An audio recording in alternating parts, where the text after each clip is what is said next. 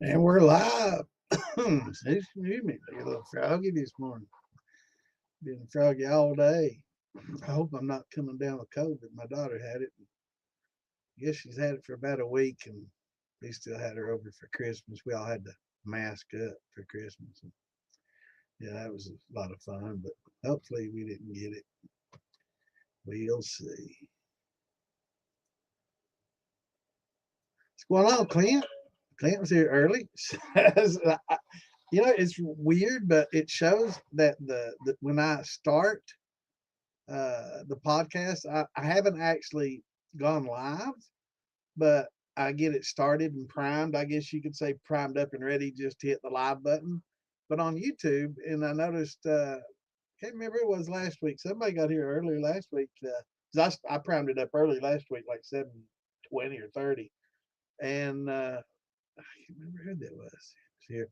They got on real early, man, and were commenting and stuff. And I'm like, how the hell? It's not even gone live yet. How you commenting, man?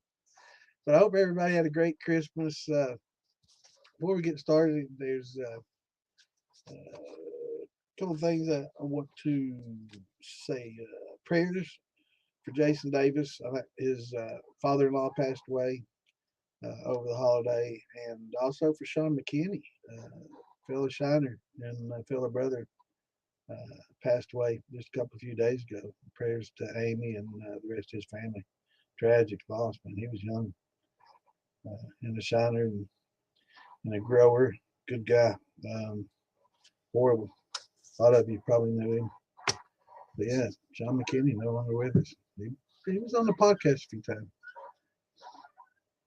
Sad, sad. Hate to see, especially some of the younger men. But you know the drill. Let me get this link shared and put some prayers up for Jason and Sean. Tragic. I don't know if it was Christmas or not.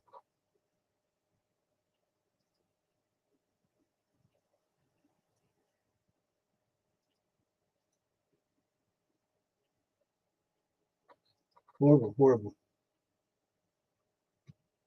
But I did post in the DIY Shine and Steel Building, chemistry of wine and aging wine. Let me see if the file name is. Excuse me. Yeah, I'm getting over. I'm gonna have to have a drink. I think I know. Chemistry of wine aging. It's a PDF file. I just uploaded it just a few minutes before the podcast started.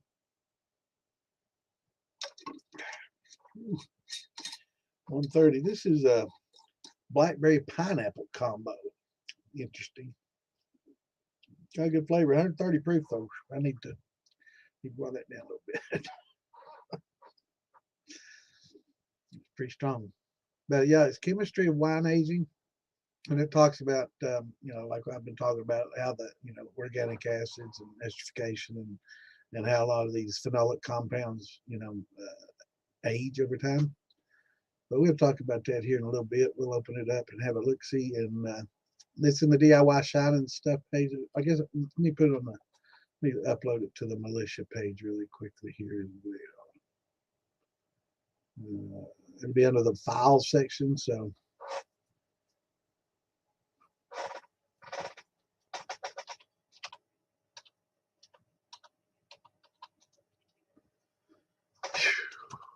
Can't type.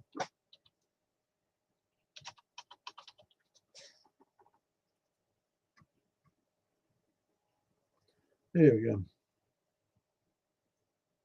So it's on the militia page and in the DIY Shine Stuff page. So you'll be able to go to both and pick that up. But let me get this link shared out there. Let's see, where was that? Okay.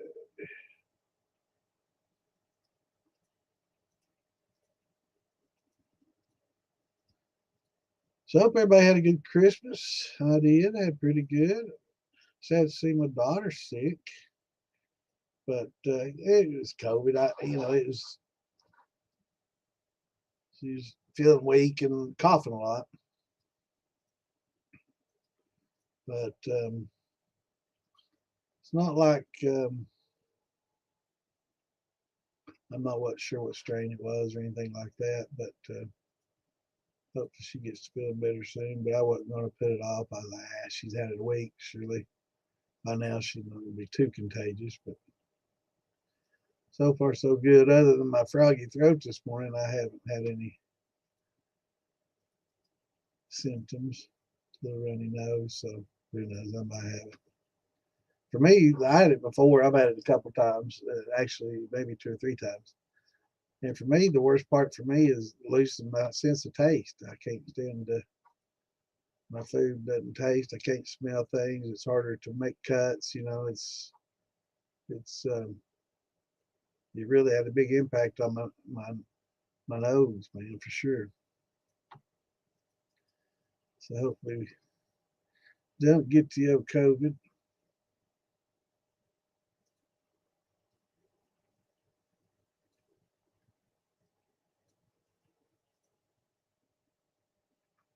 Check, make sure Mark's not on before I post on his page. So here, have to do by recent. Yeah, recent, most recent. Yeah. So he's not on. Okay. We'll post on his page if he's got something going on.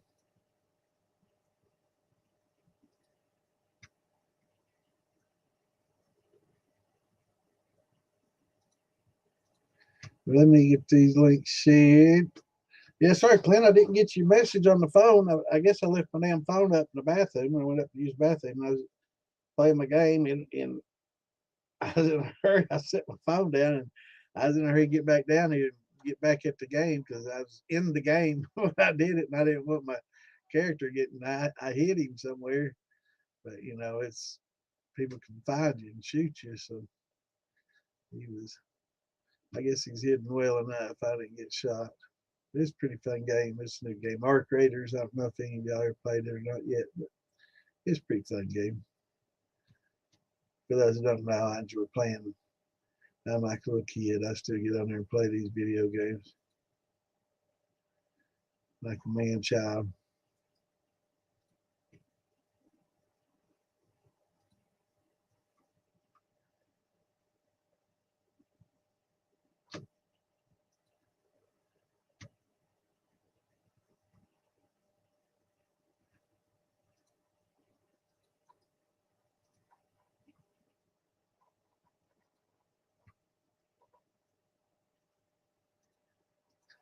So I hope everybody got what they wanted for Christmas. I tried to deliver. I tried my best to bring everybody what they need and what's on their list. It's funny. I did get a chance to go up and visit with Phil Billy and little Don and got to play Santa for him, and that was a lot of fun. Yeah, he's cute. If y'all haven't seen Phil Billy's little boy, he's cute, but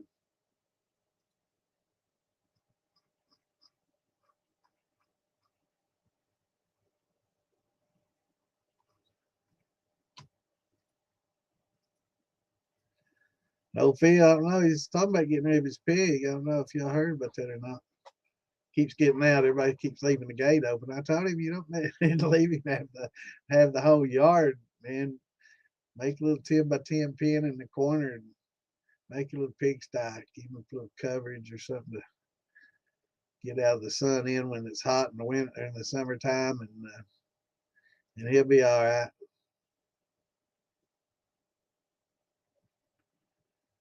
Yeah, I don't know.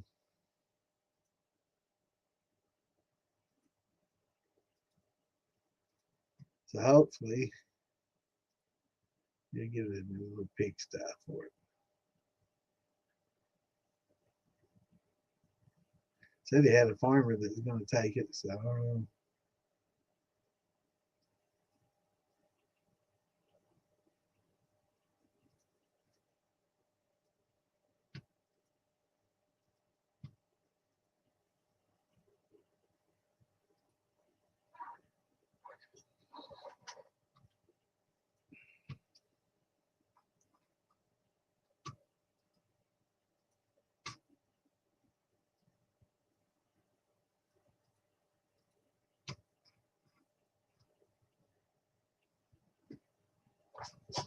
Okay, I have to take care of something real quick here. So bear with me a minute.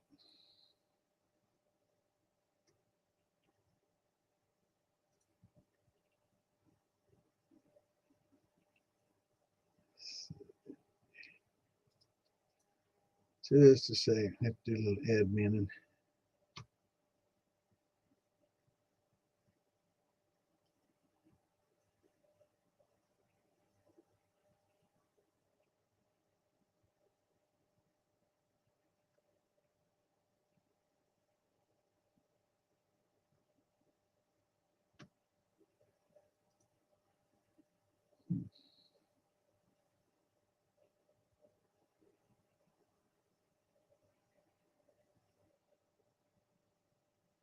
Bear with me. I hate having to do all this stupid shit. Can't follow the rules.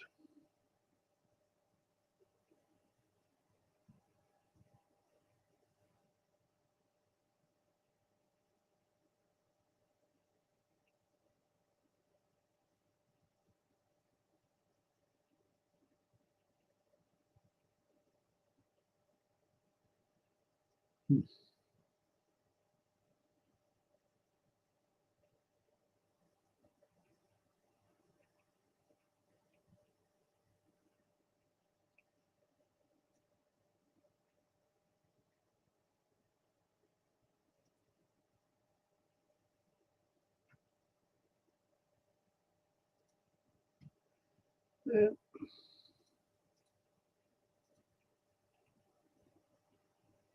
Give me a second.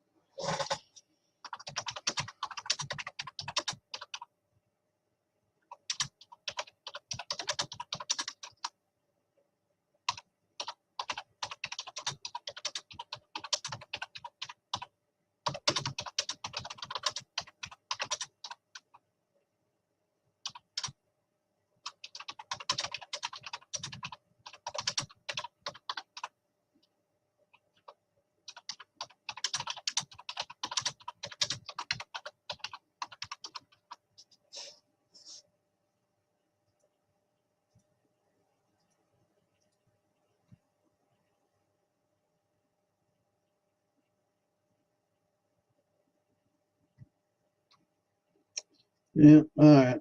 Unfortunately, I have to deal with stupid shit like this. Shouldn't have to do that, but it is what it is. So I got a couple more shares if it'll do it, but we'll see. I don't think it's going to let me. I know it wouldn't. I have to do that a little bit later. All right. All right. Damn, bunch of comments. Sorry, I'm way behind. I'm starting out behind. Horrible, horrible. What's going on, my grips? Good to see you, brother. Good evening to you, too. What's going on, Curtis? Oh, man. I forgot, bro. I missed. I dropped the ball. I dropped the power ball on that. Yeah, can you imagine? What was it, like 1.7 billion? I end up getting like cash option that's over 730, 40 million, something like that. Crazy. Can you, man, that's I don't know, man. Give me that kind of money, like the world would be a safe place. I don't know what the hell I do. I don't know what I do with that kind of money, man. Crazy thinking. What's going on, Henry? Good to see you, brother. Sorry, I'm a little bit behind already. Oh, Hillbilly, what's going on, brother? Hickory King, Jimmy Red, got some red, white, blue going on. Awesome, awesome. Little barley. Man, that does sound good, brother. Hopefully we'll get a little sippy sip of that. What's going on, Monty, my brother? Good to see you, bro. I hope y'all had a good Christmas.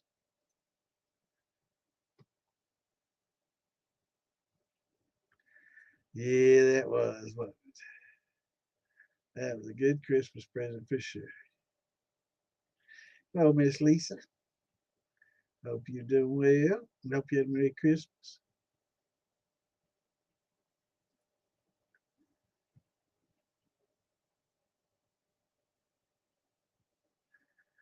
Awesome. Yeah, I saw Elm Bishop posting. He's starting to tap his trees, tapping some maple and some black walnut trees. Starting to get a little. I guess at time it's gonna be a little cold this week. Next week's gonna be a little bit cold, but I guess this past week was pretty good temperature. But yeah, we're supposed to get back down to freezing starting tomorrow evening. But it's been a nice week, man. It's been real pleasant during the Christmas holidays and that.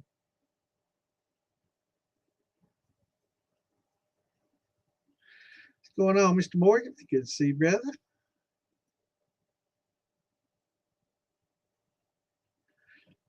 Yeah, we love them Thirsty Thursdays. I was not able to be there this Thursday. I was whipping them reindeer, man. I was trying to get everything done so I could get there, man, but I just didn't get it done in time. Damn, somebody called shots. I needed one though. I started out with one. I needed one. I had a little frog in my throat. It helped. That moonshine clear that right up now, didn't it? See? Tell me this don't have medicinal properties. Shit'll kill that COVID right off your tongue, man.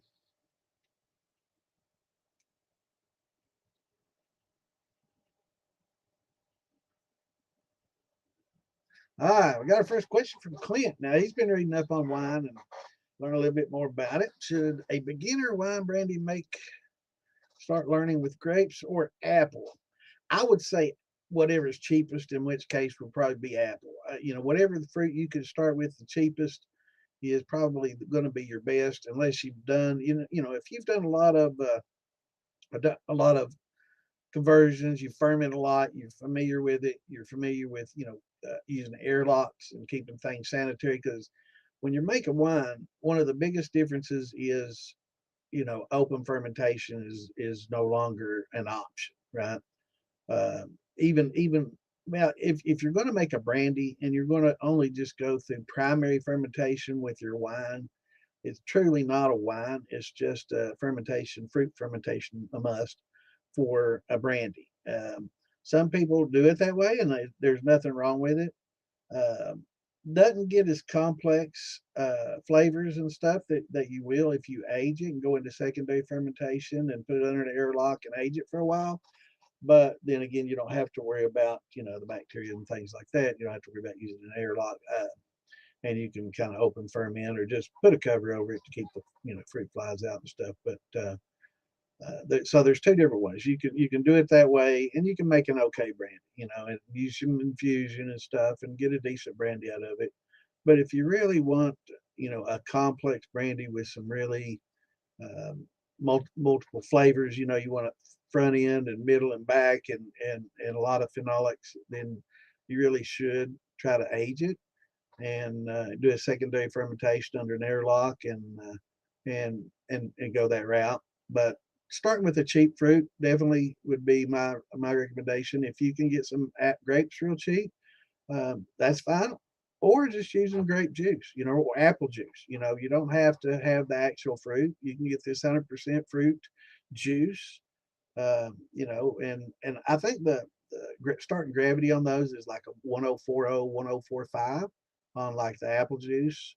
So just get the 100% without any of the potassium metabisulfates or sodium sorbates or any of that stuff in there, and you'll be all right. And it'll you can make a decent wine with just the Welch's, 100% Welch's or 100%, any 100%. Just look on your label to make sure it doesn't have those preservatives in it. And if it doesn't, those are the ones to get. And you have to look hard because most of them will have it. So you have to get the ones that don't. So you don't want potassium metabisulfate, you don't want potassium sorbate, and you don't want sodium sorbate, and there's sodium. There's some other sodium benzoate. You don't want that. So any of those without those is going to be okay.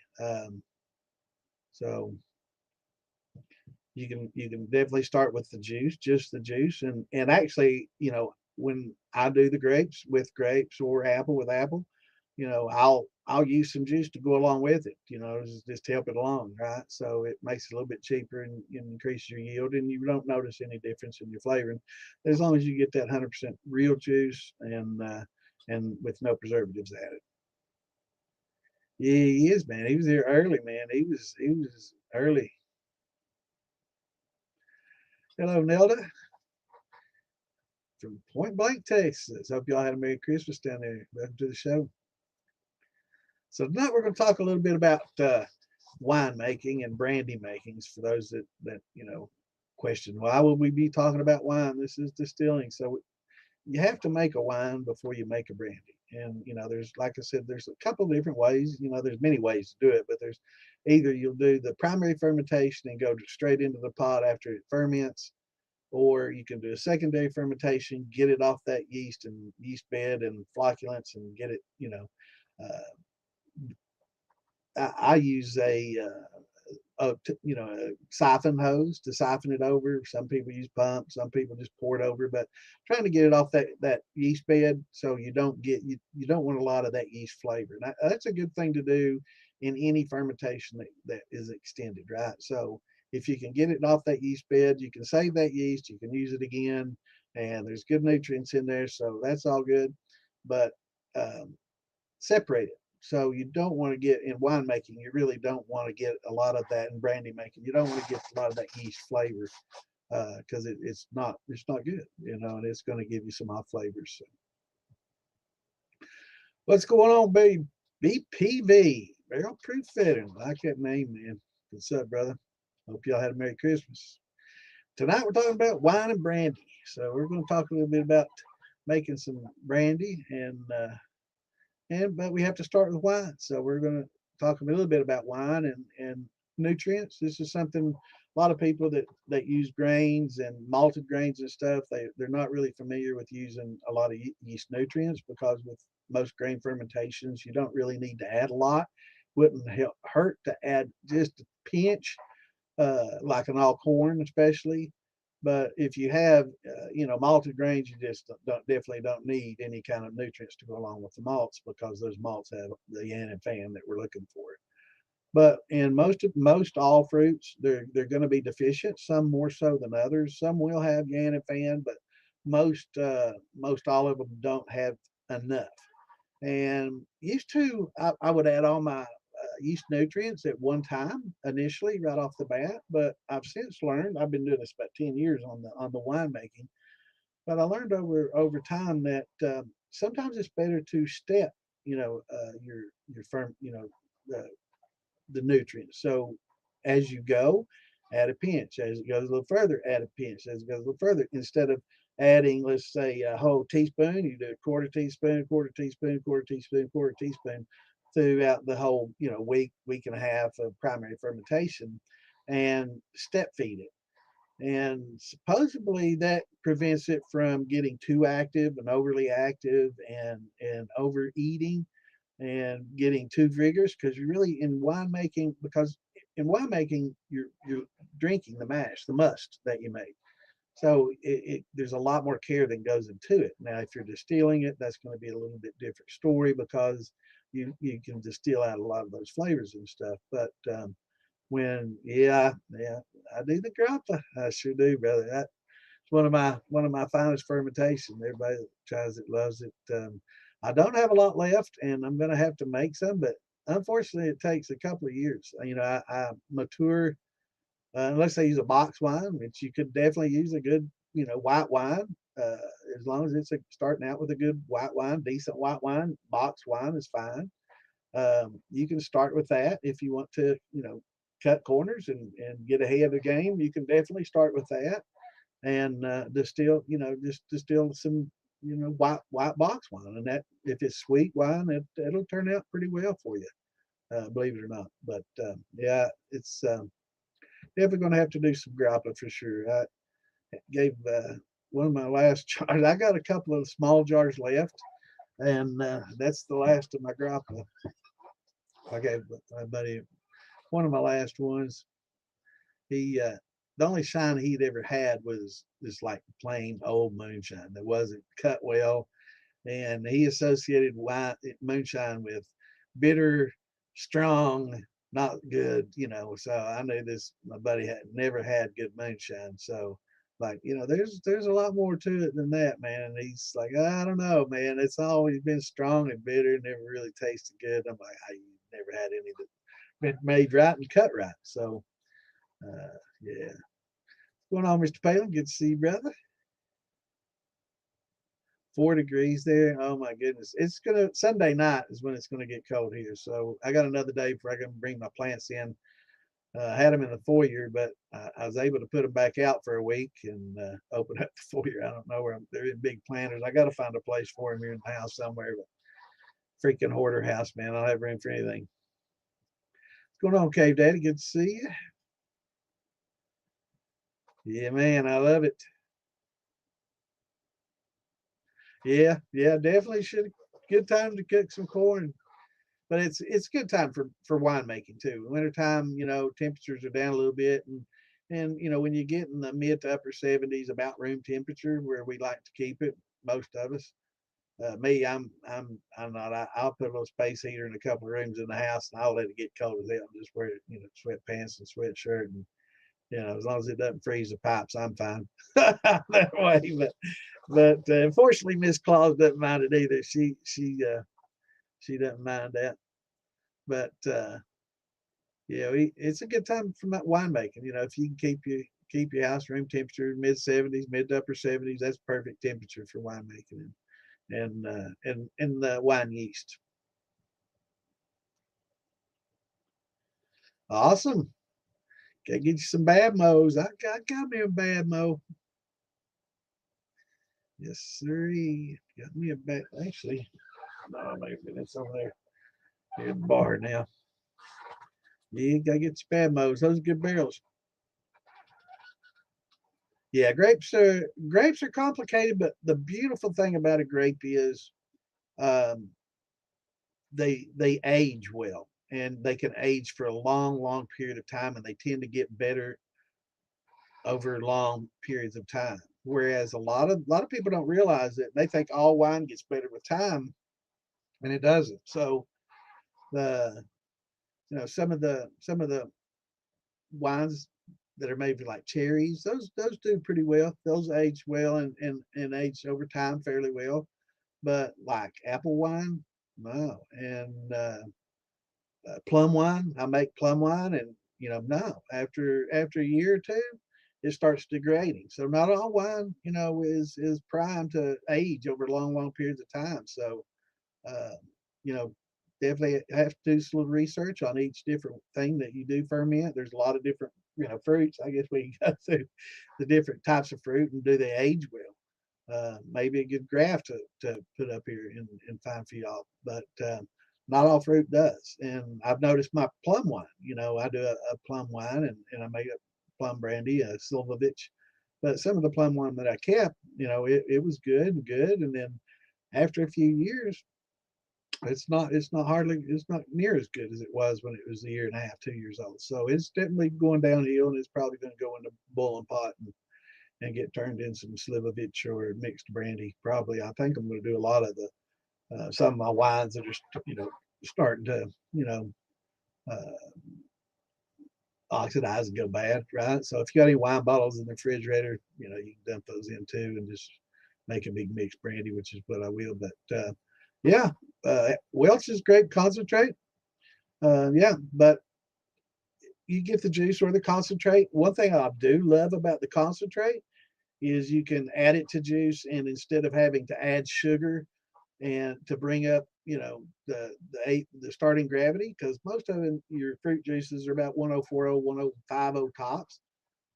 So you can add some concentrate, and it'll make the flavors more concentrated, and it also brings up the gravity pretty well without, it doesn't have all the water, right? So it's not getting, you know, it's not getting thinned out by having it diluted by all the water. So it helps out a lot by using that concentrate. Sure does. What's going on, Mr. Grigsby? Hope you had a Merry Christmas. Thank you, brother. Thank you. Appreciate you, bro. And for those that haven't watched, Mr. Grigsby and Ian on Still Talking, you got to catch them on Monday nights at 9. Got to watch it, man. They have a lot of great people on there, a lot of distillers, a lot of great guests on there. It's a great show. So definitely got to watch those guys, man. Uncle Joey and all of them over, and Matt and Ian and Sean have a great show going, man. Yeah, definitely have to check them out.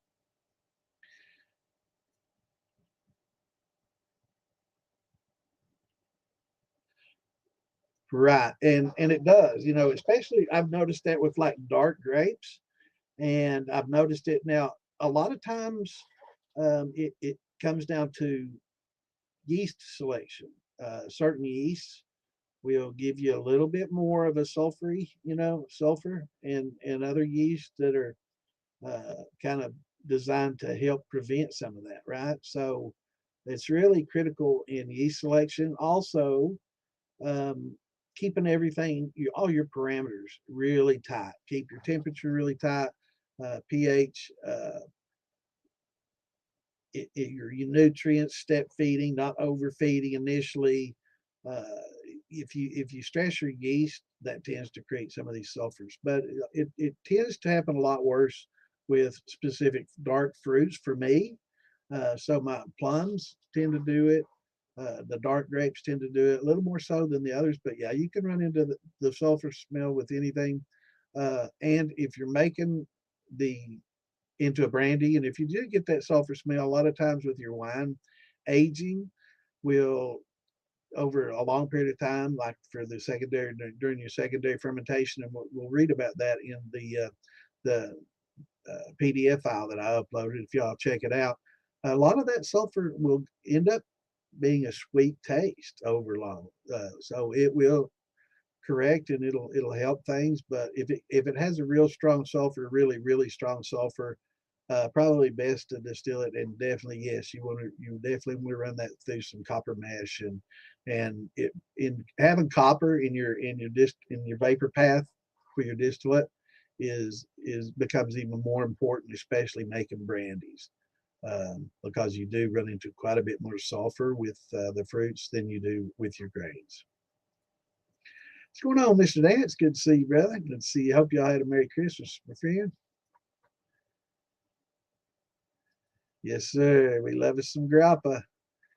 Yeah, that's one of my. What's going on, Brian? That's one of my more popular fermentations that people have tried. That's out of all the different things I've done, I think my grappa is probably one of the most popular. You know, that and the root beer is pretty good, and a lot of them haven't had my whiskeys yet, but I haven't aged any in a while. I've been doing a lot of wine making, a lot of brandies, and I haven't done a lot of grain. And so, but the grappa definitely hands down is probably one of my best. And I make a lot of wine and stuff too. I've got cases stacked in there of wine. We used to drink a lot more wine back in the day than we drink now, but Anne's got or Miss Santa's got diabetes, so we don't drink wine as much as we used to. We used to be little winos.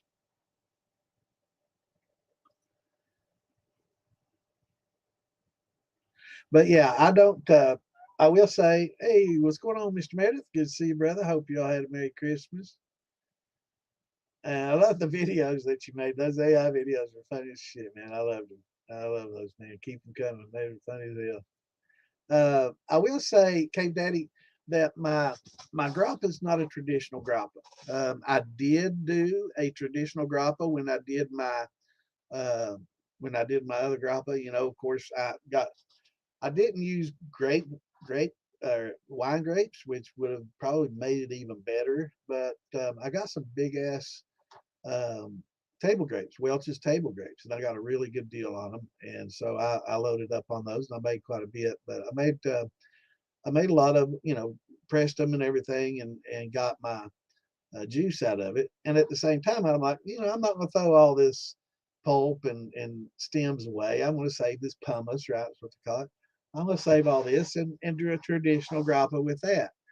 The starting gravity was hardly nothing. It was horrible. I did add some juice to it from my grapes and added some sugar to get, you know, to get the gravity up. And so I did them both separately. And I will say that traditional grappa made with pumice stems and sugar is horrible. It's not great. I mean, it's better than the sugar shine, but it's not notably better. You know, it's a little bit better. It gives it at least a little interesting flavor, something different than just a clean sugar shine. But it was hot. It wasn't good at all. But the grappa was fantastic. And I did, of course, you know, I didn't age the pumice and all that, and did that initially. So it did jar age, but I made the brandy of that straight up. But the actual wine that I made with the white wine, I made I call sweet heat. It's a white wine, and I stopped the fermentation a little bit earlier, while it still got some sweetness, and I can retain some of that sweetness in the wine, and that's also what I use to make the grappa with. So that I think had a big play also in making that grappa real sweet and give it a unique sweetness. It's a floral, um, fruity floral sweetness. It's really good. I attribute that to doing it that way. Also, to the wine, to the yeast I used. I used a Premier Blanc, Red Star Premier Blanc, which is a really good yeast for your white wines.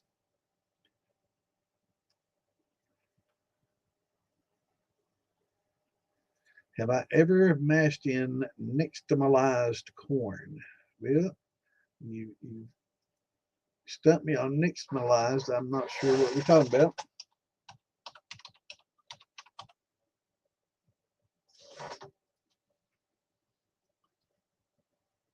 The ancient Mesoamerican process of soaking and cooking dried corn in an alkaline solution like lime water to soften the kernels, remove the hull, and boost the nutritional value, especially niacin, B3, making it digestible, enhancing the flavor. No, I've actually not heard of this process, brother, and I'm glad you brought it up. And yes, I Google it because when I don't profess to know everything. We're all learning together.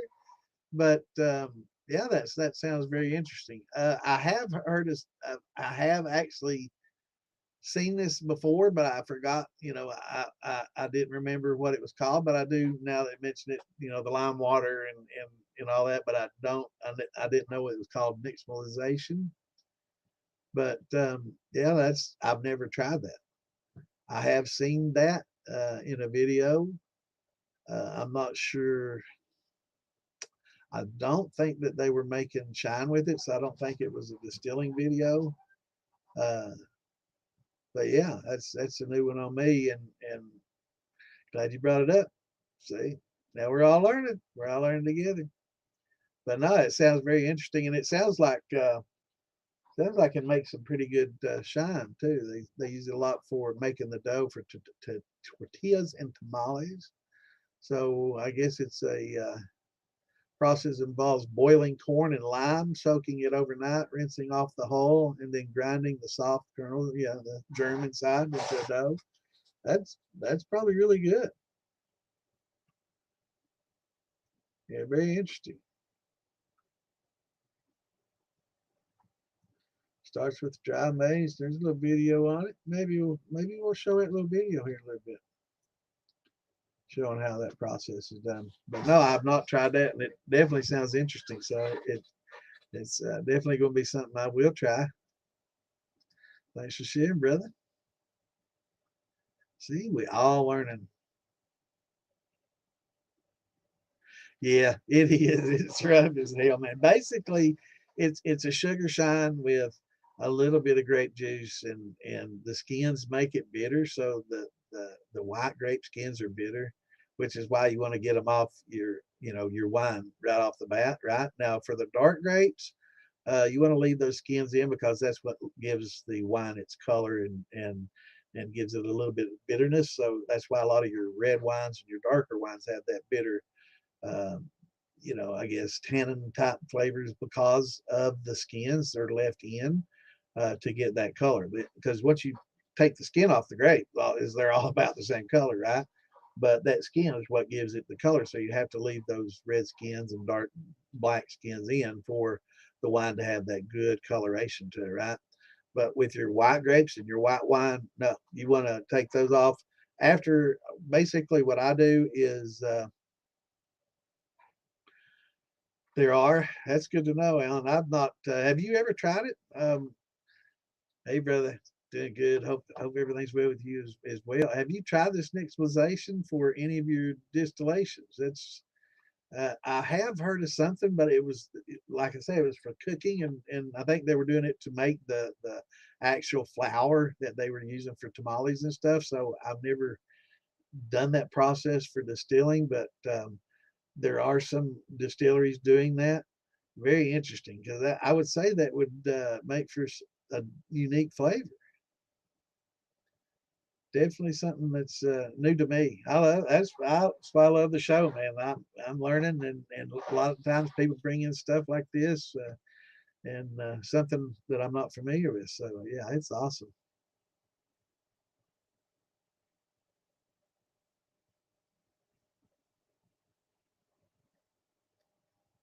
Yeah, I'm not. Is that what they call it? Nixted, nixted.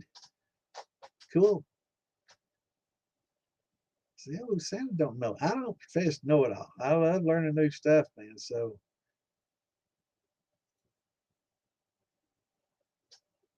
is it? Well, I mean, it sounds like it'd be pretty easy to make, So I guess if you need to get some lime, and you're definitely going to have to use a food grade lime, not something that's going to be, you know, burning you up. So, but yeah, very, very interesting. Definitely. But yeah, back to the grappa. It was when you do make the white wine, as soon as you crush all your grapes, press them. You can either 99 it, or if you want to use your pectic enzymes and do that overnight, and then the next morning, just there's nothing of the pulp left after you use a little pectic enzyme on them, and then just strain it, pour it through a strainer, and get all those skins out. That's why you don't want to when you prepare. That's why they stomp them. You don't want to blend. You don't want to grind. You don't want to macerate your grapes because it makes it a lot more difficult to remove those skins. So that's why they stomp them, right? So you can just crush them, just basically, crunch them all up. And you just want to make it to where you can get to the insides with the pectin enzyme. It'll eat all that pulp up in the heartbeat, and it just leaves the skins, and you can easily pour it through a strainer and take all the skins off because it will make your wine bitter. You definitely want to get those skins off your white wines.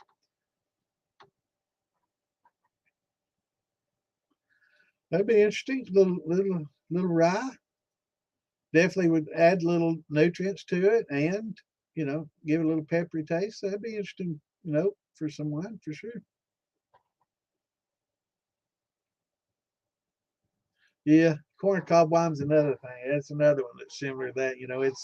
It's basically, the people that they had wineries and stuff over in Italy. A lot of times they would give the pumice.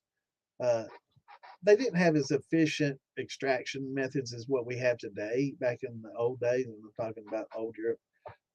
And they would give all the workers the pumice and stems and stuff. The workers would take it home, they'd press it, and they'd add sugar, water, and make their own wine and then distill it into a grappa. And that was, that was a traditional thing that they did, and I'm sure it was better than just what we have today, because I'm sure today we have a lot better extraction methods. I'm not sure if they use pectic enzymes, so there's probably a lot of pulp and a lot of juice and a lot of things, so it wasn't just skins and stems, right? uh yeah, it wasn't good. Yeah, apple and rye, definitely a good wine, and a good brandy. But I was just talking about you, Alan. I was just talking about you got your taps. I saw your video earlier. Got all his taps out, tapping all his black walnut and maple trees. I don't. Will it be okay through this next little cold snap? I know this past couple of weeks were perfect for it, and it'll be good, I guess, till February, hopefully early March. But yeah, I hope you get a lot of sap, bro.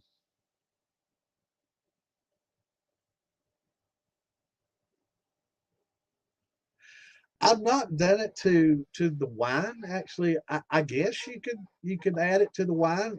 The mash would probably be just as good as anything, and let it bond, because the sulfur will definitely, it'll bond to the copper, or to that copper really well. That's the whole purpose. Hey, what's going on, Mash Brothers? Cheers. It's a little shot time. Definitely need some. Get buttered up. I haven't drank much today, and I got to drink this scratchy throat away to help keep me from getting that COVID. It's my COVID remedy.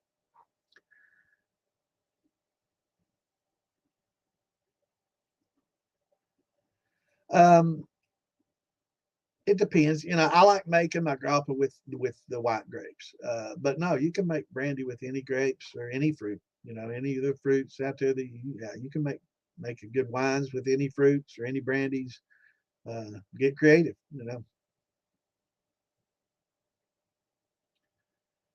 But yeah, I like using the white grapes for the grappa. But traditionally, I mean, you can make it with anything. If you do, I would suggest probably not using the skins, because the color's not going to be as important because you're distilling it, right? I'm not sure what phenolics you get off I'm sure there's some skin phenolics that you get that may tend to give it a little bit more of a distinct taste if you do leave them on there. So I guess it would be okay depending on what you want. But yeah, what's going on, Anthony? Good to see you, brother. Hope you all had a Merry Christmas. Awesome, awesome. Well, that's great, brother. I wished I lived in wine country. There's when the sale price gets pretty low on them, if I can get them 99 cents a pound or cheaper, that's my trigger pull. I'll get, if they're good grapes, I'll load up and I'll get about 30, 40 pounds, and start making some wines and stuff. But yeah, I'm a what's on sale kind of guy. But we do have there is a fruit guy. He lives quite a bit away from me. He's in northern Indiana, almost to Illinois. I know John Ben's driven over there and got some stuff off of him, and he's on Facebook, and I think he just donated a bunch to some food kitchens over the Christmas holidays. Great people. But they have fruit that's going to be going bad soon, and maybe a few little bad spots on it, or getting a little dated, and instead of sending it to somebody to just till it in and use it for fertilizer or hog farm or whatever, they sell it, right? And so it's great place to go buy brandy if you have a place like that close by, or have growers. In a lot of these wineries, they'll go in and they'll trim the hell out of these grapes, man. They don't want, you would think that they want their vines and everything to be full of grapes. They don't. I mean, they'll go in and thin them out and just throw the grapes on the ground. They don't want a big, huge bundles everywhere. They try to stress them. It's a different. It's different than than what logic would have you believe that they do, right? Uh, they trim the shit out of them. They'll cut them way back. So uh, you can go in behind while they're trimming. If they don't mind, just pick those things up, man, and take them home, run them. A lot of times too, they'll have pumice, and if you have a good press, you may be able to vacuum press out and get some decent juice out of it. But as far as traditional grappas, it's just No, no, it's not my favorite. But if you can do it with the juice and with a good wine, it makes them really a really good brandy. Some of the best you'll ever drink for sure. That process is what's going on right now, man. We're passing it on and teaching everybody, and what you learn here, I hope you pass on and invite your friends, and that's this is what we're doing. This is the whole reason for it, is so we can pass on the information to you guys, and you can learn and share your knowledge with us, so we can all learn together. Nixmalities, that's just something old Santa learned tonight. So yeah, we're all here learning and passing and sharing the knowledge, and hopefully it all gets passed down to the younger generations. I think there's going to be a lot of younger generations that's going to pick up and continue the craft, I'm sure.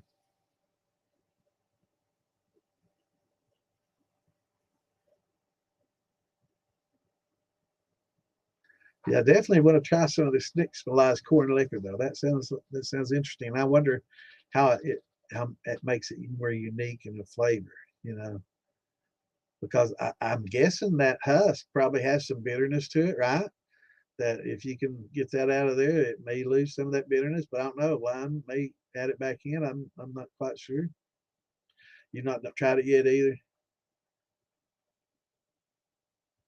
Nutty profile, interesting. Yeah, I'm thinking that get rid of some of the bitterness and get more of the germ in there. It's very interesting. I've never thought of doing that. And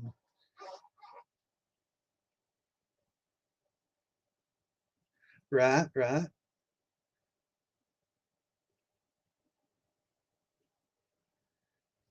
definitely sounds interesting. I would. Yeah, I saw a video of that. I guess they were using it for the flour and to make. It was a traditional video. I love watching these old third world videos where they're, doing stuff all by hand instead of by machine and stuff. And they were doing it with lye. And I'm not sure. I don't think it showed how they got the lye, but I guarantee you, I was right. They were using wood ashes to get that lye. They wasn't they wasn't going to the store and buying a lye. But I have also seen a lot of interesting lye making videos for soap making. I watch a lot of that, all that kind of stuff. I love it. I know Lisa loves it too. A lot of and and that's something we've been talking about. Adding to DIY shine and steel bidding page is a lot of old world stuff. In crafting and home canning and preservation of food and more living off the grid type, things, because I love all that kind of stuff. And it just gives us a little bit more to talk about. Maybe we have to create another group, or maybe we'll just lump them all into one so we can talk about shine and canning meats and fruits and vegetables and but I love watching all those old videos of them making stuff.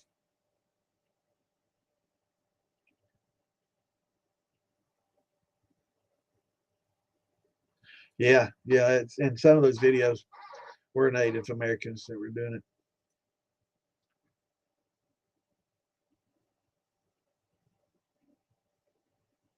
Right, right,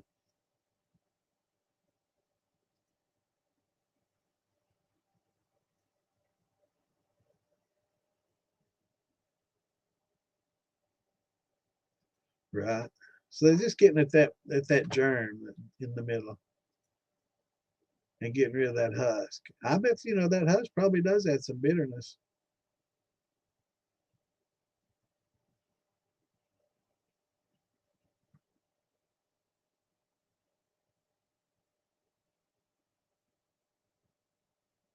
Right, right. Yeah, we are getting a little more milder winters than what we used to have. Used to you had to do it a little later, but we had a good snap. Maybe I need to drink another one. Had a good little warm snap, and that was welcomed.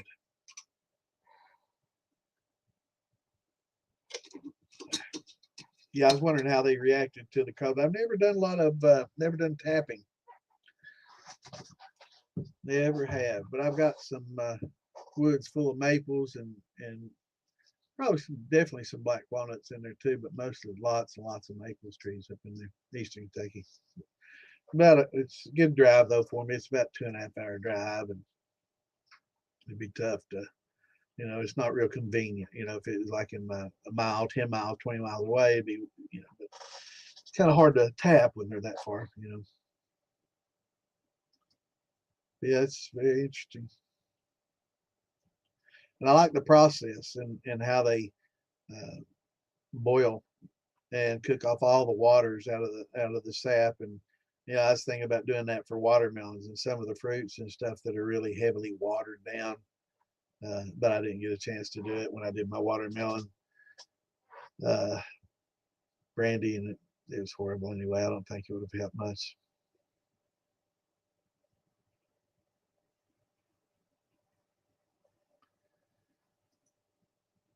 Almond Brothers Shine tastes like uh, what was it?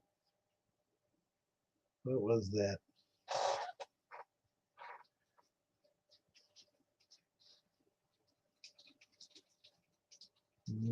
I know Alan knows it too.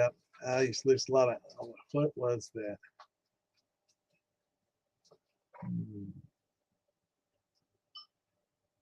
I know the song you're thinking of, but I can't remember the lyrics, man. I'm getting too damn old. A couple years ago, I could have had that answer in the heartbeat.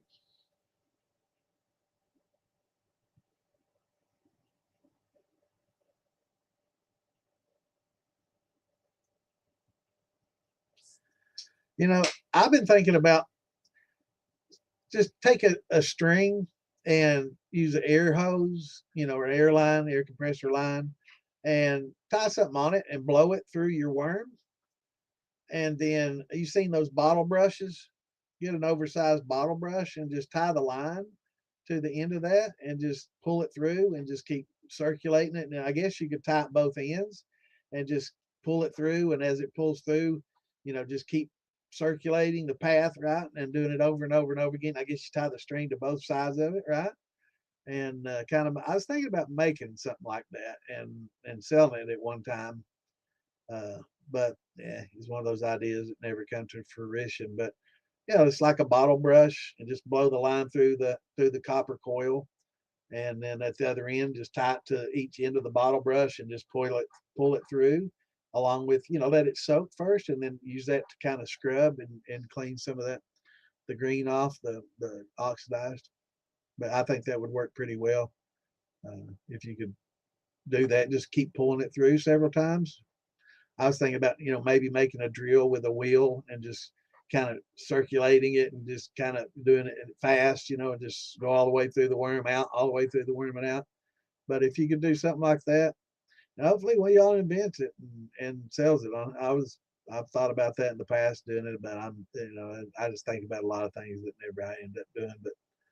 But yeah, somebody wants to come up with that and put it out there. I'm sure a lot of people would do it, especially a lot of these commercial distilleries and craft distillers that use worms. They would love to have something like that.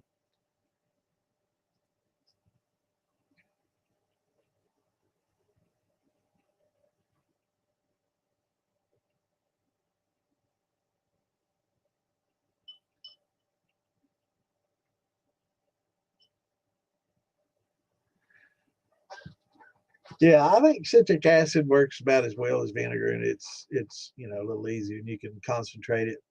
Trying to think of they have a acid that you can get at like Home Depot, and it's a little bit more concentrated. Um, and works well. But be careful using hydrogen peroxide with it, because that really it oxidizes it, and that can damage your copper and cause it to turn green quicker. It roughs up the surface. It etches it too much. It's too harsh. It's not a slow, it's light acid. It accelerates it. So um, adding that to it really etches the outside of your copper, which makes it oxidize quicker. and actually end up making it turn green sooner. So it's better to soak and go a slow cleaning process than try to accelerate it using an oxidizer, which is what that hydrogen peroxide is. It's great if you want to make a spray to turn your copper green and make it a filigree or something on a light or something you want to antique. It's great for that. So if you want to do that, yeah. But yeah, stay away from hydrogen peroxide. We found that kind of does more harm than good. Used to make a lot of rose wine using Niagara grapes and a handful of wild fox grapes per gallon. Red gooseberries, yeah. My grandparents had a gooseberry and another beer. What was it? It was really bitter. It was a green berry and very bitter. I can't, man, it's been so long. Yeah, well, it just does real well. What was that? I'd think on it for a little bit. Yeah, well, it just makes good wine. People, I'm sure some of these wine, sommeliers and all these wine connoisseurs would scoff at it. But, I've made some really good wine with it. When I first started making wine, I would take it to the Christmas holidays, and people were like, "Oh, so Joe, you starting to make wine?" They were like prepared for the hold their nose and take a drink kind of stuff. And I had some good dark grape wine, dark wine, a little bitter, but not. It was a good red wine. And I had some sweet heat, and then I had some the cherry wine, and that was really good. And so they tried it out, and they were prepared for the worst. So they take little tiny sips, and they're like, "Oh, that's not bad." They were surprisingly shocked, and before you know it, they're guzzling it. And it was really pretty high proof wine too. It had a lot of alcohol in it, and they were liking it. That cherry wine was really really good, and they're like, "Wow!" And next thing you know, everybody's getting hammered because this was pretty high proof. It was high proof wine, and so they were digging it, and they were like, "Wow, this is pretty good. And how are you doing this?" And then they all started getting interested in making it until I told them, what I was involved. And they're like, "Yeah, I think I just buy the bottle. Never mind." You know, they don't have time for that. But yeah, it was interesting. But that was kind of gave me encouragement to continue. That was years ago, and they're still asking, and they like the plum wine. Those are real popular too. But it's just doesn't age well. For me anyway, didn't age well.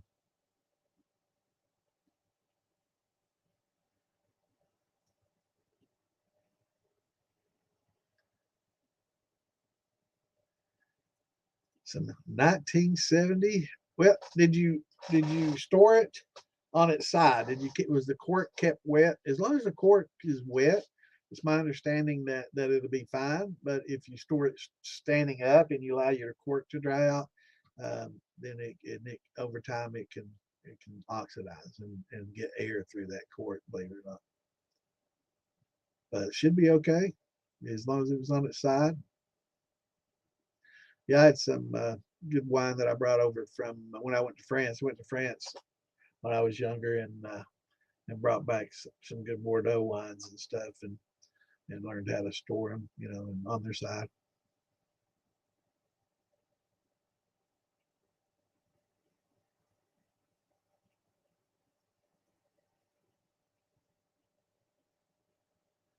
It'll be all right, man. Just give it a try, and I mean, you'll know if it's not good.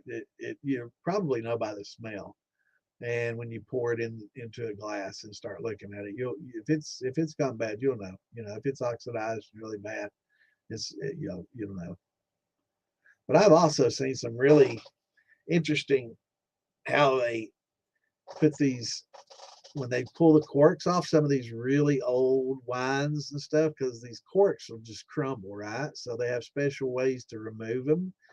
And man, it was very interesting. This this guy went through a whole. They have like a slide that they slide around the outside of the cork at the same time they're pulling it. They got something going in like along the out. It's very interesting.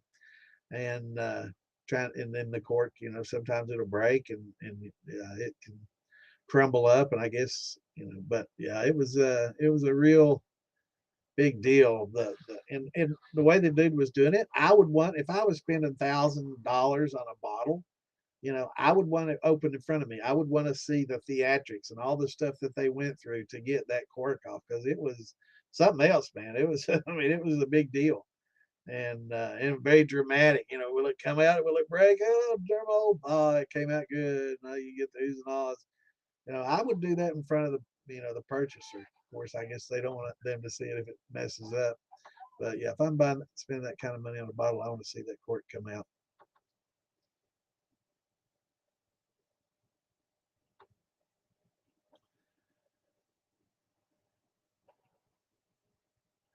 What's going on here, Billy? Good to see you, brother. Hope y'all had a happy holidays as well, my friend. And a new holidays and a new location. So I bet the his pace of life has changed dramatically, I'm sure. Vegas, moved from Vegas to the country. That's awesome.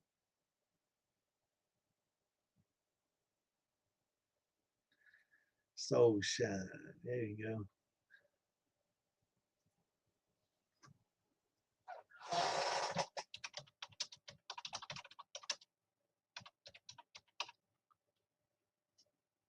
Soul shine. That's what it was. Almond Brothers. Soul shine. There we go.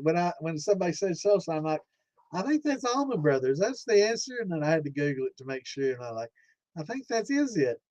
Yeah, it is soul shine. Thank you, brother.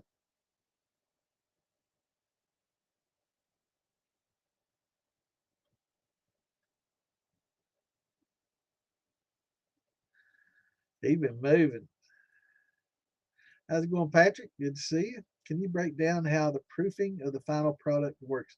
Now, if we're talking about like a brandy or a whiskey, um, there's a lot that goes into it. Doing your proper cuts and separating your cuts and being able to identify certain esters that you can pick out of your heads. A lot of people are like, oh, heads, it's all bad. Actually, there's some sweetness in those heads if you can isolate it. And so you'll see, a mixologist, somebody that knows how, not like a mixed drink, but someone that's really good at proofing will be able to taste those specific esters, isolate them, and when they proof it, they'll add some tails, certain areas of the tails, and certain little bits of, and that's an art in of itself. That's really a determining factor in what what some of your top shelf stuff is having proper cuts, making proper cuts before it ages. We know aging adds about 60 to 80% of the flavor. So the 30 to 40%, the 20 to 40% that you can add to that is what really makes your distillate unique and your whiskey or bourbon unique. So how you do those cuts is what gives it that uniqueness. Because if you just add hearts to a barrel, it's just going to taste like hearts in a barrel. It's going to, it's not going to have quite the sophistication of like we've talked about in the past. You know, little bits of that head going in with little bits of the tail, and how you have some of the acids and the oils estrifying, and that's what the same process in aging wines. You've got a lot of good flavors and phenolics and compounds that are created during the aging process, other than just the barrel aging. So if you don't have those in there to start with, you're not going to get as much character and some unique flavors out of it as you would if you had them in there. So just hearts in a barrel is not going to be as good as something that's made with it's it just breaks down to experience, really. You can't, it's not something you can teach, because you can't teach a specific smell or taste, right? I can describe it, but until you actually smell it, and some people don't have the nose for it, especially if you've had COVID recently or have COVID, and some people just don't have the taste buds for it, right? I mean, you know, I can drink certain drinks and pick up a few notes, but other people can drink the same thing I'm drinking, and they're picking up a lot of different notes that I don't get because I just don't my taste buds aren't sophisticated enough. I've not been trained to pick up on those notes, and you have to train your palate to pick up those things. So that's an art in of itself, Patrick. That's probably, anybody can mash in, anybody can distill, anybody can cut hearts. That's not hard to do. But the art of the final product and what goes into that barrel that gives it that unique character is being able to make those cuts and pick out some of those esters, that are going to give it some unique flavor without giving it a headsy flavor, right? And know how to, eliminate the acetone and your, ethyl acetates and some of those flavors, but isolate some of those good esters, and add those. And the same with some of your oils, and being able to isolate some of the oils that you get in the tails, and some of those are going to be good, some of them are not so good. And being able to isolate those and combine that with the hearts to age. And Al will tell you, that's the art of making the top shelf, because anybody can just put hearts in a barrel and come out with a pretty good shine, but it's just not going to have the character in the aging process, right? Because it's just not the barrel that's adding the flavor; it's the chemical reactions that are taking place in the alcohol itself over time. So that's why you can use staves, you can use spirals, you can use all these things, but it's not going to have the time to mature chemically. That's why a lot of times people, even in jars, you can put alcohol in a jar, and people are like, man, I forgot that shine was up there, man. I tasted it. It'd been up there for a year. Man, I drank some of that's the best tasting stuff ever. I don't know what happened. I don't remember it being that good when I put it up there. And it wasn't. It was because it went through a lot of chemical processes. A lot of phenolics were created through the aging process, and it ages in jars, not like it would in a barrel. Of course, you're not getting the oak and a lot of the interactions with the woods and the tannins and other things, but the chemical processes are taking place in the esterifications, and creating good flavors, right? And sometimes something that's not so great as a white dog will end up being one of your better fermentations. I also noted that, yeah, I keep heads, in certain heads, I'll keep it. And then I noticed once, I guess it was mid run. So it was one of these esters that, um, I talk about this a lot. I keep, this is for contact cleaning solution, right? And it says glass cleaner on it, right? And I use, mid heads, and for glass cleaning, it just whatever goes in there, side heads, but and it sat in there forever. So I do a whole thing, and then by the time it got to the bottom, it'd probably been in this little thing for a year, right?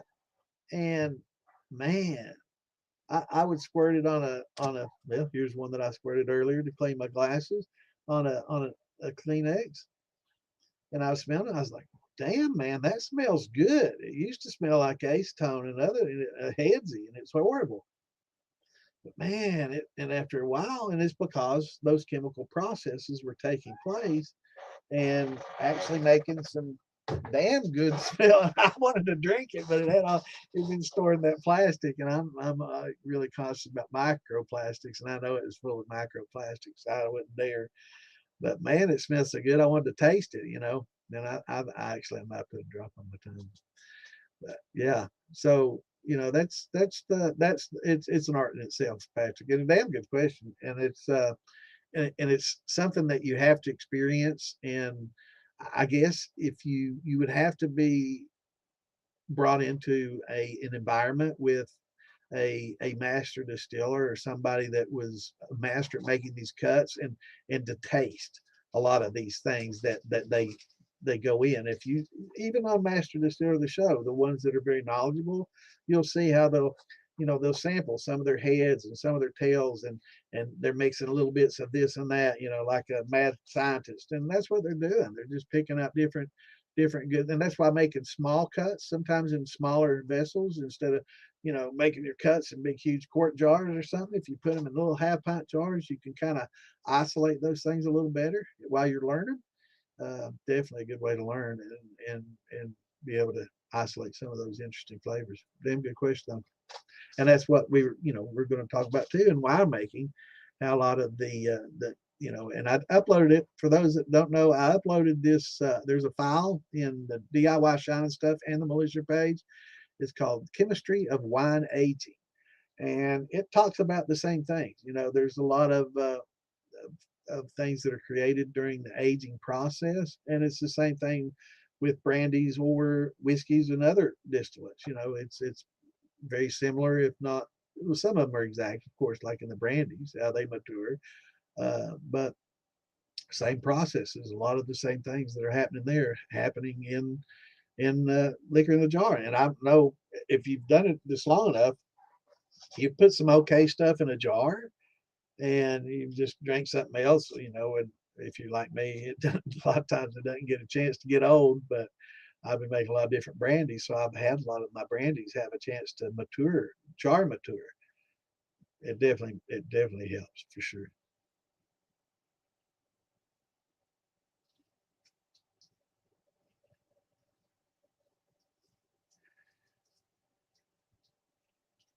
What's going on, Mr. Collier? How you doing, brother? Hope y'all had a Merry Christmas. Hope y'all doing well. Um, I think he's talking about cuts. I think he's talking about making cuts, and at least I assumed he was. But using distilled water is a good way as well, or using sweet waters. They'll not tend to cloud up on you as much, and you definitely interesting. They were talking about using lime. Because when you're proofing, you definitely don't want to have a lot of uh, lime or a high alkaline content in your proofing, or you'll get very clouding, you'll get particulates in your distillate, and that's called from saponification. And as earlier, you remember I was talking about the soap making process, and that's exactly what happens if you use a really high alkaline um, water to proof with. Is it'll saponify, and you'll get little floaties in there, and you wonder where in the hell did those come from? And it's basically the interaction with the oils in there. So the alkaline water with some of those oils from the tails will saponify and actually make some little floaties for you if it doesn't cloud up. So getting cloudy too. So a lot of times people want to use, and two, if trying to use the same temperature. So if your alcohol's at room temperature, use room temperature, water instead of ice cold water out of the tap or something like that, or really cold water, because that'll cause it to sometimes um, get cold and do a little cold distillation where it kind of clouds up on you as well. So, and it's just interactions with oils in the distillate. All right, how far? Oh, I'm way behind. Not too far, about 15. But yeah, and proofing down, you'll want to use a hydrometer if that was your question. There's a proofing hydrometer, and you don't want to get any sugars or anything in there that will change the viscosity of the alcohol. So if you want to try to proof and add sweetness by adding something syrupy or something like that, you're going to have to use math. Um, and it's going to be a little tougher, but you can just use your math and you know that if you take something that's 150 proof and add a third of that volume with something sweet and water filled, then that's going to cut a third off that 150 proof. So it's going to be probably closer to 100 proof. And if you add another third, it's going to be 50 proof, right? So you have to use that kind of math to do it if it has anything that's going to change your viscosity, because that's how our hydrometers work.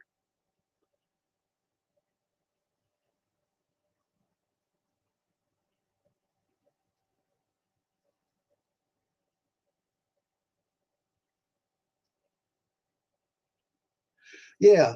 What I'm saying is not the solution. So I'm talking about taking some twine, basically some string, and tying up something that will get caught up, tying a ball of cotton to it or something like that, right? And then put that into your worm and take some compressed air and blow it on through and let the twine follow behind it all the way through till it comes out the other end of the worm, right?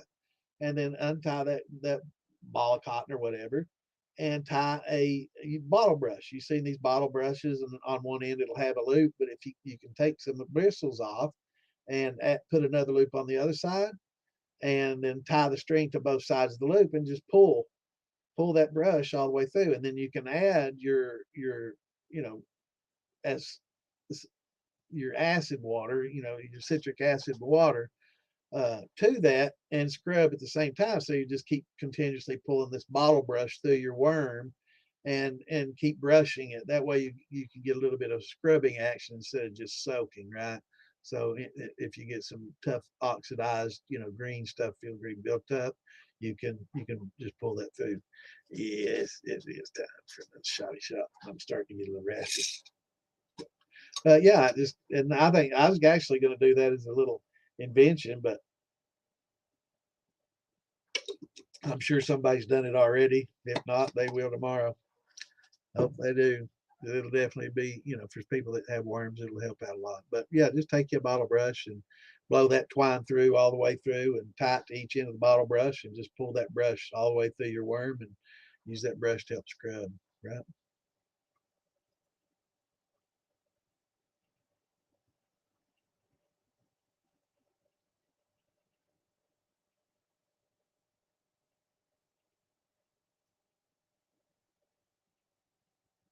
Yes, it does, man. It's one of my favorites too, mash bro. It definitely makes a really good wine. It's expensive. Cherries aren't cheap. Probably one of the more expensive fruits I've done. Uh, but it's probably one of the better wines, and it ages well. Not like a grape. It's not going to be a good 30-year wine probably, but it's not as bad as like a plum. My plums don't, that plum wine didn't age real well, and there's a lot of other fruits like a watermelon wine. That's not going to age well at all. You probably won't drink it right off the bat. I'm not a real big fan of watermelon anything. After I tried it this time, I think it was a little bit warm, and I probably didn't use the right yeast on it, so um,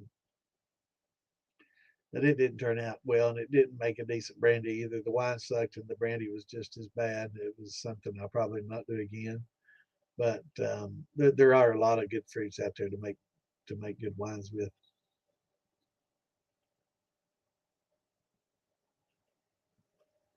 Yeah, yeah. I mean, you can instead of a brush like that, or I guess you could, take some of that steel wool, or some of the copper mesh and tie it to that brush as well and pull it through. My luck, it'd get stuck in the middle and it'd be harder than hell to get through. But yeah,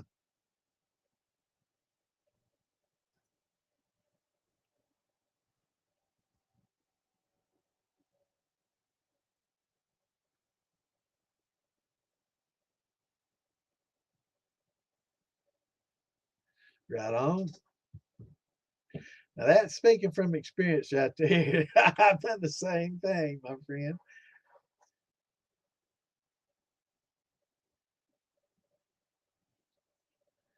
Baking soda, citric acid, steam it. Right on. Yeah, man. Yeah, I've scrubbed many a pot. I've used steel wool a lot, but definitely letting it soak. And I can't remember what I put on it to soak. I tried a bunch of different things. I'm sure I tried dish soap and a lot of other things. I don't know that I tried the baking soda though, but definitely give that a try. But hopefully we don't scorch him because I'm a steeper now, man. I'm not. I don't cook a lot. I'm a steeper. I do a lot of steeping now.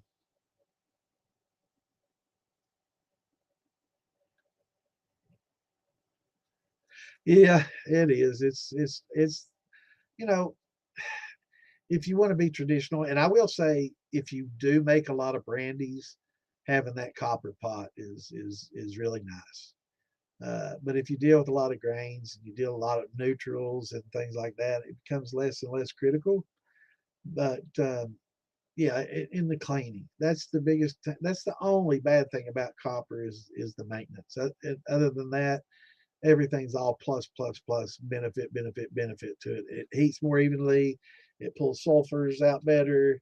It's easier to make if you want to make or make parts, than try to make something with stainless. Unless you got a welder or brazier, it's not happening, right? But you can. Most people can solder, and which is why a lot of moonshiners used it. It wasn't necessarily to remove sulfurs or, for its wonderful properties and stuff like that. I'm sure those were all big pluses. It's just, it was hard to make a stainless pot like that. That's why if you had sheet metal, they made a submarine out of it, right? Because they didn't have, hillbillies didn't have a bunch of welders and stuff like that laying around and able to do that. Or else they'd have been done that for a living, right? They wouldn't have been making moonshine. But that's why a lot of sheet metal went into making submarine pots, and sometimes it wasn't good sheet metal. It wasn't stainless. It was, galvanized and a lot of other stuff. Man, it was horrible. Yeah, they'd make it out anything they could, but copper was easy to solder. Right, you get your torch and some old lead solder from back in the days, well, and solder you up a steel pretty easily.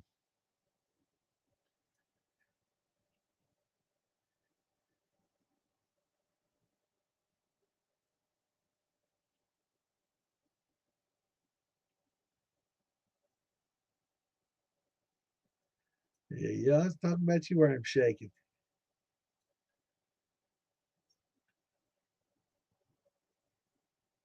That's the way to go, and that's the way I am now.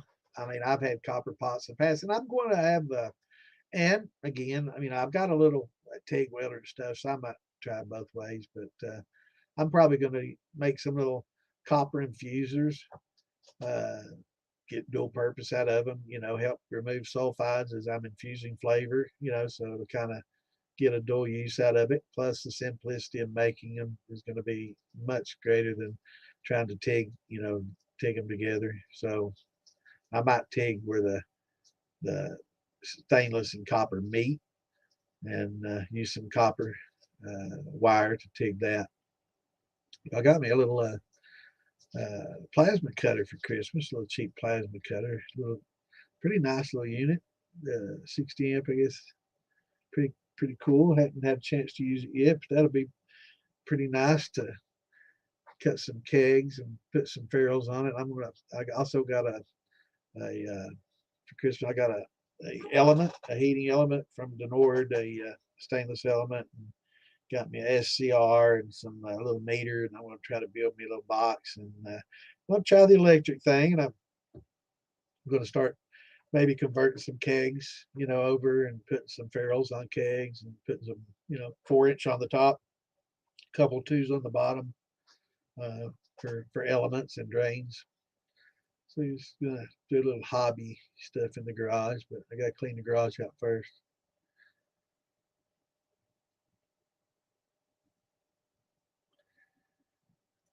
Yeah, you got that honey-do list going, huh?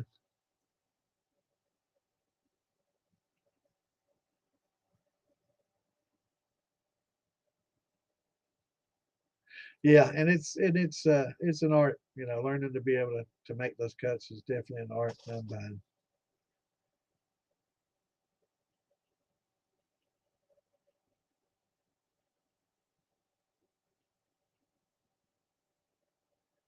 Yeah, now when we talk about this, we're not talking about taking the higher heads, the higher volatiles off right off the top. It's generally the ones that are next to the hearts, and the tails the same, that are next to the hearts, and kind of cheating a little bit on each end of that. Um, and most distillers do that, that when they age, it's not out of a lot of people think that, oh, they're doing that. They're being cheap, they're cutting corners and all that. It's actually not that. It's so they can increase some flavors. And let me find my little chart here that I use. And here we go.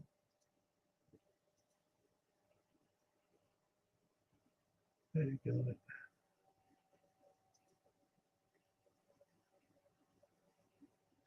Yeah, this one.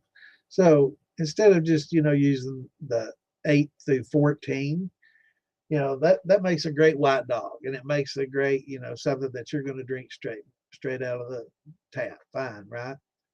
But in barrel aging, you want to cheat and get a little bit of 6 and 7 in there, and a little bit of 15, 16 in there, just a touch. You don't want to get over in the 2s and 3s, where you got a lot of your ethyl acetates and acetones and some of your higher um, zeolite and acetones coming up, some of your higher volatiles coming off, and you don't want to cheat too far to where you got a lot of your oils, some of your worst oils. But when you get to 20, that little bit there, you're probably getting into some sweet waters. So a lot of the oils kind of tend to go away and are concentrated in jars 17, 18, 19, 20. I guess if you continue going to where you're just getting through the oils and going back to pretty much distilling water off of it, you can get some sweet water.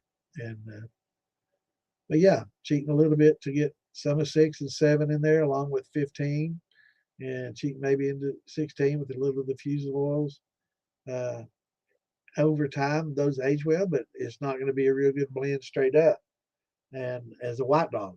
So it's something that will take time to mature and esterify and make a good flavor. So, but that started distilling, and that started making the cuts. And that's really, like I said, anybody can mash in, anybody can distill a white dog and make a fairly decent drink, but it takes a lot of time and experimentation and knowledge to learn how to mix those cuts and make those cuts and know what's going to work after it ages, right? So if it's going to take a few years to age or years to age, how many years of experience do you have to have before you know which ones to?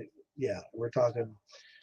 That's why it's really probably if you want to accelerate that, it would be good to have a sitting with somebody that does blending, and not just blending different bourbons together to get a unique taste, but blending cuts to get a good unique flavor to go into the barrel. So um, yeah, and be able to taste those and pick those out. And yeah, not everybody can do that. It takes a lot of experience that I don't even have. I don't have that, and I've not done that enough.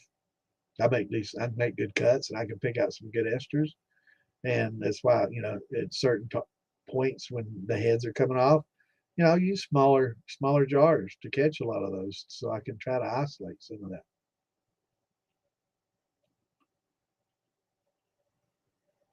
Absolutely, absolutely. And not only do I do that, Roy, sometimes when I made this grappa, when I'm making something that I want to retain oils, I'll use a deflator or a deflegmator. And after I hit the hearts, I'll turn it on, and that way I'm not compressing heads per se, but I'll run it all the way through. And when I start getting into the tails, I know that I'm compressing tails. I can see it on the drip. I can see the oils, but it's not clouding up. And you'll notice when you do that, your proof will go 120, 110, 160. It just drops right off, man. It just drops really, really quickly. And you've compressed a lot of those tails in there, and that's why it goes to water really quickly. And doing that and aging that will definitely help on some distillates. Now, some it's not gonna be so beneficial. I would say with a blooded butcher, that's probably not something that you want to do, right? But with some of your fruits, yeah, some of those oils will be very beneficial over time. Yeah, I use sweet water. I've got jars and jars of it in there. Absolutely.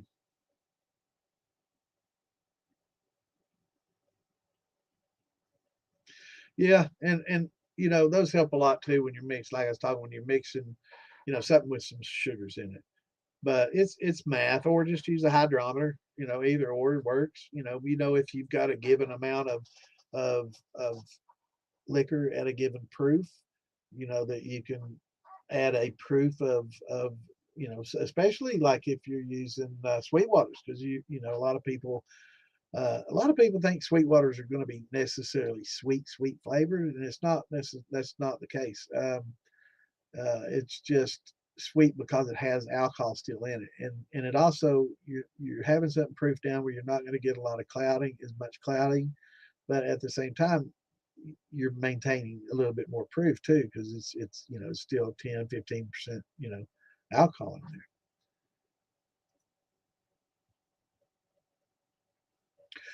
No, sweet water is basically when you run out. When you run, a lot of people will stop their run at about 80, 70, 80, 90 proof. When it starts dropping off and getting heavy into the water and into the tails, right? Like I was showing on the chart there. A lot of people cut it off right there and just dump it.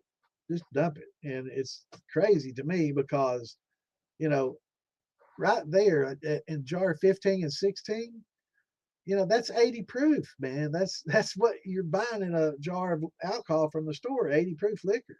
Now that 80 proof with all those fusel oils isn't going to taste good as a white dog because it's not. Those oils haven't done anything, and it tastes horrible. It tastes not good. But there's a lot of recoverable ethanol in there. There's a lot of good alcohol in that, and it's such a waste for people to throw that away because you're throwing a whole lot of alcohol away.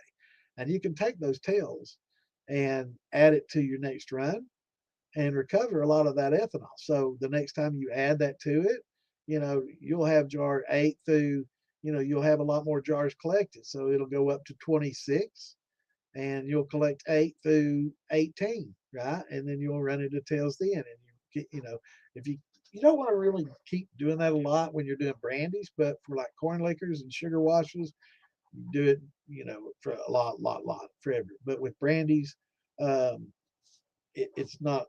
It's probably not a good idea to rerun a lot of heads and tails because you can get a little bit of methanol build up if you continue to do it because we know in a lot of brandies, a lot of tails, there's still some methanol in there. So, and that's how some people accidentally concentrate it, but it's not something really that we would worry about. But that's what the sweet water is once you get down to like a 10%, it's right towards the end of the distillation process. Let me find the picture of the curve and show that. That's why I like using these charts. It's a little easier to see. So let me take the lettering away. So once you get to the point where you see on this chart where it's around 207 degrees Fahrenheit, you're still gonna have about 10% ethanol is what we start out with, right? 10 to 12. So when you get back to that, there's still 10% alcohol in the water. And so that's basically what we started out with distilling, right? And that's crazy that people throw all that extra alcohol away. But when it gets to about 10%, and your temperatures start going up, that's when your sweet water starts tapping. And then it's not a lot of alcohol, but it doesn't have a lot of oils. So if you notice, you can go distill and get down to about 90, 80, 90, and all of a sudden it'll start getting cloudy in the 80s and 70s. And it just gets cloudy as you run your tails. But if you keep jarring those out, most often when you get to like in the 20s, I have some jars upstairs I could probably grab and show you. But when you start getting in the 20s, it starts getting clear again. And when you get in the 10s, it's a clear jar because it's mostly water and most of your oils have already distilled off. Those fusel oils have distilled off. So then you get into what's called the sweet waters, and those really have a lot of flavonoids and flavors in them. So when you proof with it, you're maintaining flavor instead of just adding water and diluting the flavor. So there's still some flavor in that you're maintaining. Not necessarily adding, but you're maintaining it because you're not losing it by diluting with pure water. Man, that 130 proof hits hard.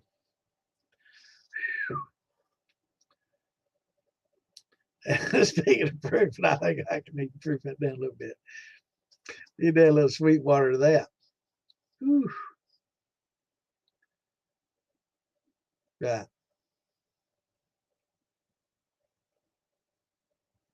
Exactly.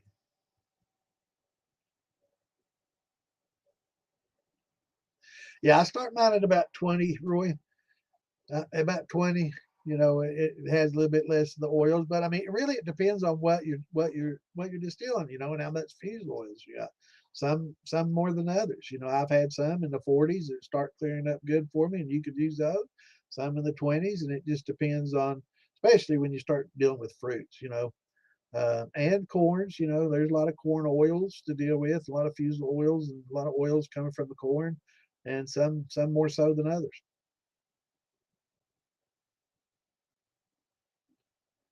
And yeah, when we talk about using copper to the copper mesh, make sure that you get 100% copper and not some copper plated steel. If you use copper plated steel, it's going to ruin your run.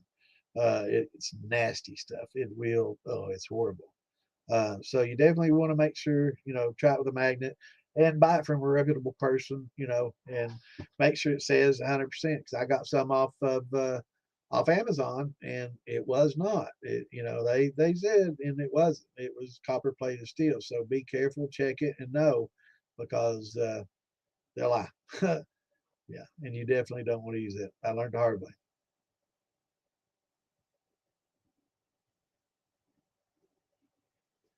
Yeah, yeah, I like my stainless. It's so much easier.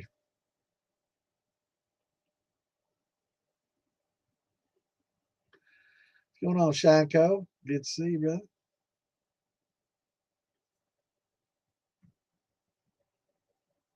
And I'm behind. I'm sorry. And for people asking questions, I know RV Shiner got mad last week, and I apologize. I hope you're listening, brother. I can't keep up. That's why Clint and I work as a team.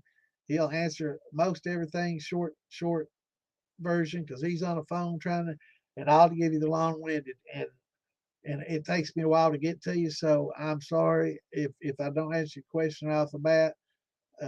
Wait, and most times just read because Clint. Oh, that tells me to put it back up here. So a lot of people can't read cross platform. So if you read over here in the screen instead of the comment section there, you'll on the actual on the screen. If you're on a PC, it's probably a lot easier to see. But you can see a lot of comments from YouTube if you're on Facebook, and Facebook if you're on YouTube. So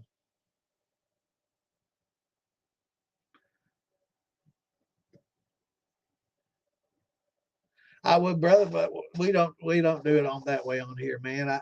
One of these days I'm going to. I'm going to have some guests on, and I'll definitely keep you in mind, and I'll bring you on.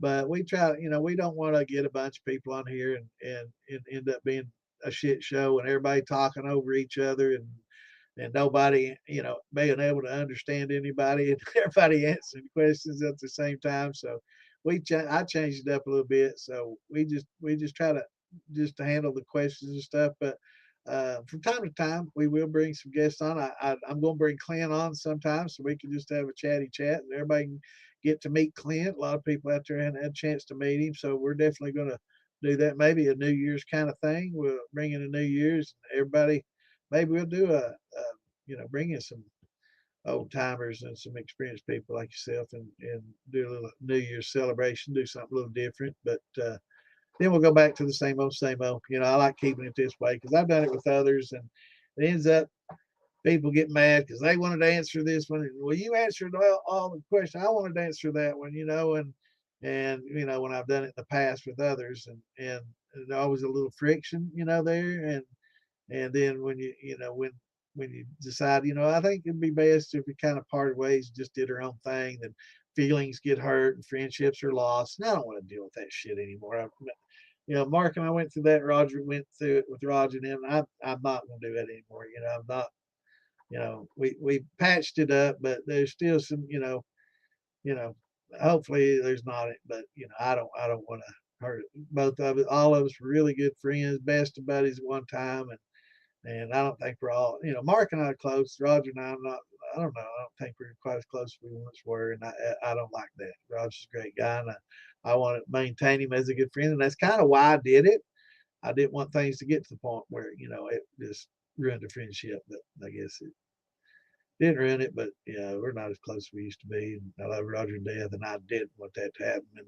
And this is what I always wanted to do, Q&A and just handle questions instead of, having 10 people on here all at the same time and just talking about anything and everything and politics, religion, and what I did. I just want to stay on topic and answer questions and do it this way because I think that's where what most people want to hear, right? They're here to learn and they don't give a shit what we did this past weekend. I ain't saying it, they don't care, how much you drove this past month and other things. They don't want to hear all that. That's all great and fine and dandy. And I just don't like drama and I don't like dealing with that kind of stuff now. But I did enjoy having guests on to talk about himself. I've had Alan on and a few other people to talk about himself and what they got going on. And I enjoy doing that from time to time. And I may do that other than a Q&A format, just to kind of just sit and chat, more of a talk show type thing. But, for this, I just want to keep it just, bring the questions and we can talk about things and new things, uh, nixting corn. That's something I learned. And I like this format, so we can just sit and ask questions, answer questions, and mostly beginners and intermediate questions because there's no people asking advanced questions because by God they once they do a run or two and they make some liquor. There ain't no more beginners or intermediate, man. They pros and it's so funny. And it's so many people, man. Once they get that first run or two and they come up with something good, thanks for the help. Don't need you no more, and it's funny. But we're here to help everybody. And I've seen those laser welders.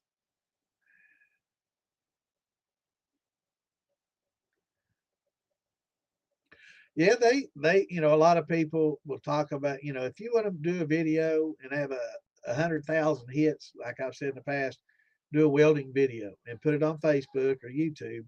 And everybody in the world is a welding professional. Now, let me tell you, everybody in the world is welding pro. And you'll get 40, 50, 70,000 armchair welders out there that'll tell you what you're doing wrong. And if you want to get a million hits, do it wrong intentionally. Let it splatter. Don't use enough gas. Overdo it. Poke some holes in it. Let it do it bad, and oh my God, you'll get a million hits in no time. But yeah, I've seen the Chinese, the lasers welders, and they're very interesting. A lot of people, oh, that's not getting good penetration. Yes, it is getting good penetration. Those are excellent welders, expensive, but the cost of them are coming down. And a lot of those videos that they're going, zzz, I think those might be sped up a little bit. I don't think it's quite that fast, but it is pretty quick. And it's I think they're like a pulse laser pulsing, so you don't have to do the movement. It's a pulse, and you don't even see it with the laser because it's just like flashing so fast. But yeah, they're awesome, but they're really expensive. But that's definitely the future. You know, robotic laser welding, definitely the future, bro, for sure.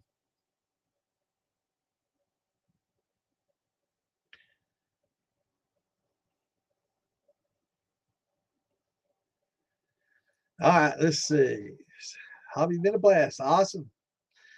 Got your steel symbol. Felt like a six show at Christmas, man. It's awesome, isn't it? Wait till you do it a few times. You'll do that sugar shine the first time and hopefully pitch it and make it your sacrificial.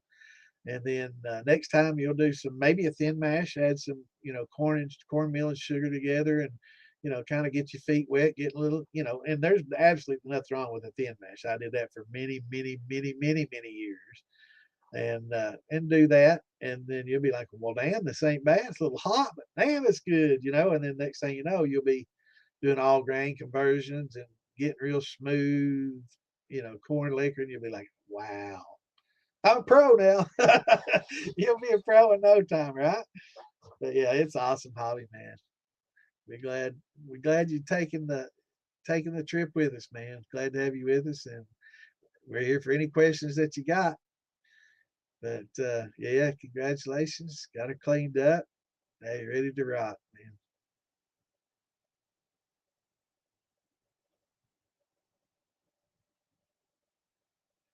It's you don't keep it from getting cloudy, Dave. It's going to get cloudy. Sometimes I've done some that never got cloudy the whole way down, and I think with the deflegmator, you compress a lot of tails, so you get those in with the hearts, right? And you mix a lot of those oils. Certain things are better to do that with than others. I don't think the deflator, whatever you call it, is necessarily the best thing to use all the time. But if for brandies, I like it because it adds a lot of those oils from the fruit back in for aging, and I like it. But for Bloody Butcher, like I was talking earlier, I don't think a good corn liquor with a Bloody Butcher would be a good thing to defamate. It's just it'll compress those oily oils, and it's just gonna no, I don't think that would be good.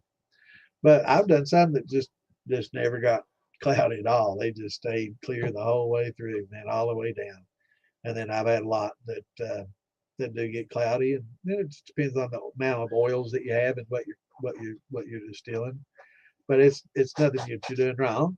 It's just now we'll say that if you get your worm temps too low, so if the water that you're cooling your worm gets too low and your distillate coming off starts to get 40, 50 degrees, then you're going to run into clouding a little sooner, right? And we've talked about that. And you're basically just you're some of the oils in it that would have been more volatile and combined kind of drop out of solution, and it starts clouding up on you.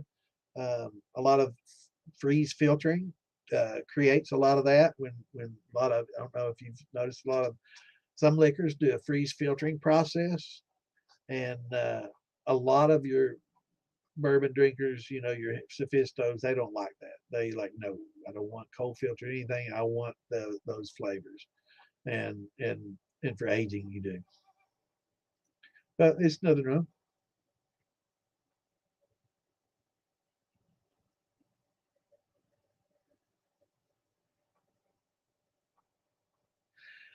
Well, yeah, now if you do some grains, it'll smell good, but sometimes, man, like my watermelon, who it didn't smell real good, and so sometimes they smell good, sometimes they don't. Put airlocks on it, and you can put like vodka in the airlocks, and that kind of helps keep the smell down a little bit, uh, and it'll help clean up some of the odors that get through. So that's one way to do it. Put airlocks on and get like 5 gallon, those little 5 gallon water or a barrel. You can have it going through a hose going into a 2 liter jug, just the same, bubbler going into a 2 liter, and just put some heads in there, and it'll smell like acetone or something. And you just reminder that smells like your nail polish remover. I have to smell every morning in the bathroom or whatever. And oh, okay, yeah. So, so then that'll work.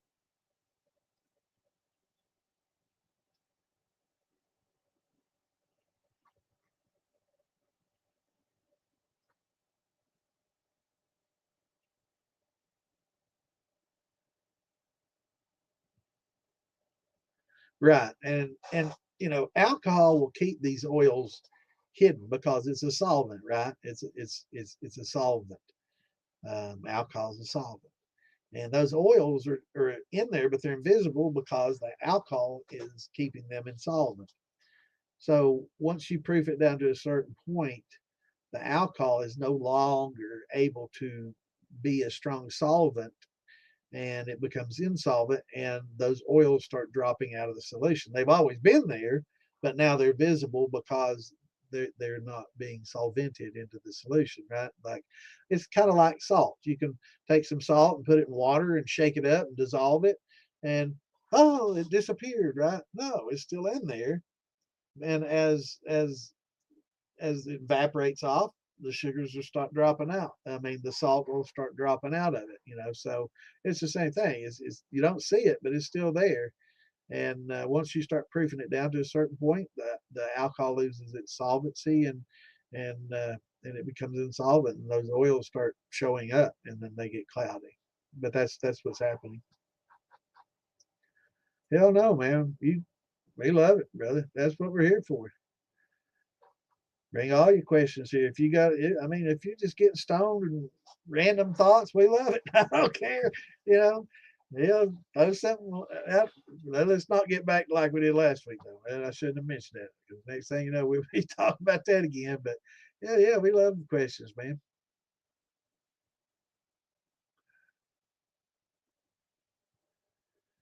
Right, exactly, Richard. And people don't understand that.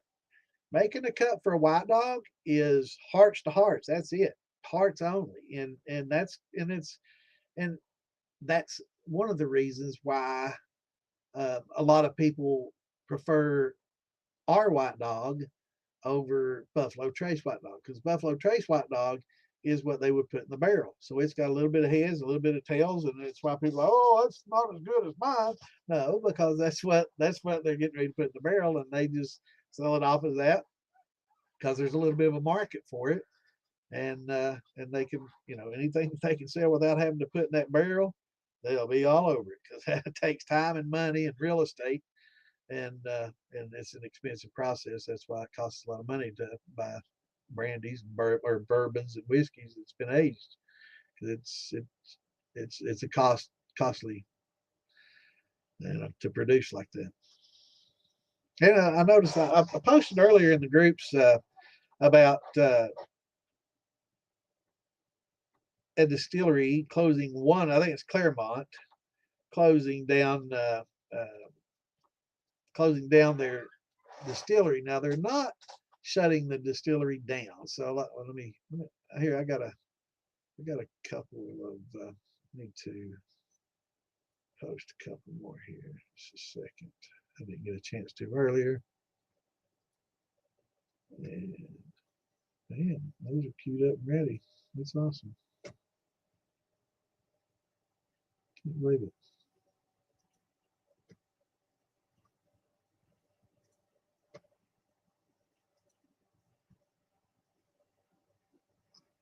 Let's see. Oh, things didn't get taken care of. I guess I have to do it myself then.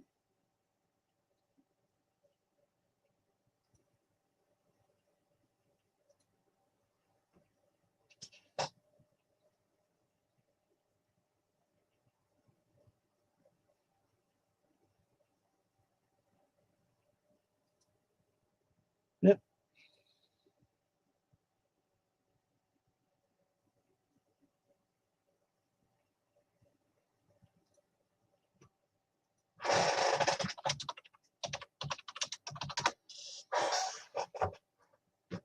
All right. Let's see. Where was that? Oh yeah. I'm gonna check out that article. I posted it in the militia. And let's see.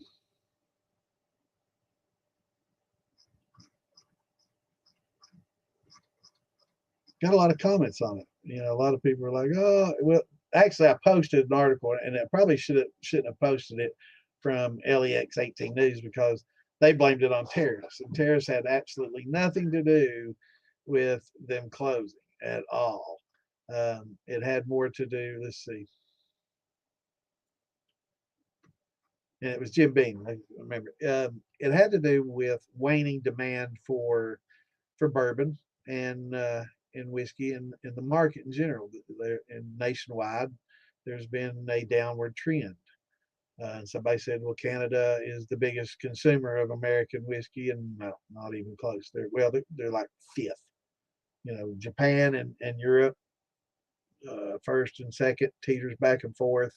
Germany, Australia, and I think Australia and Canada are about the same, coming in at sixth and seventh. So maybe a little bit to do with it with Canada, but generally there's been like a 10% decline in demand for bourbon, and it's because less people are drinking and people are drinking different things. So they halted production for 1 year. They're retooling. They're doing some repairs and retooling. That wasn't the reason for the shutdown. The reason for the shutdown was because of waning demand for just regular whiskey and increased demand for a higher end stuff. So they're retooling. They're going to do more higher end stuff and taking advantage of it and cutting back a year. And it's just an economic thing. It didn't have anything to do with tariffs. That was, I shouldn't have used Channel 18 News for that, because that's they had to make it something woke, and had to somehow bash Trump and all that. So they never miss an opportunity to do that. you know but yeah, it's but yeah, they're cutting back.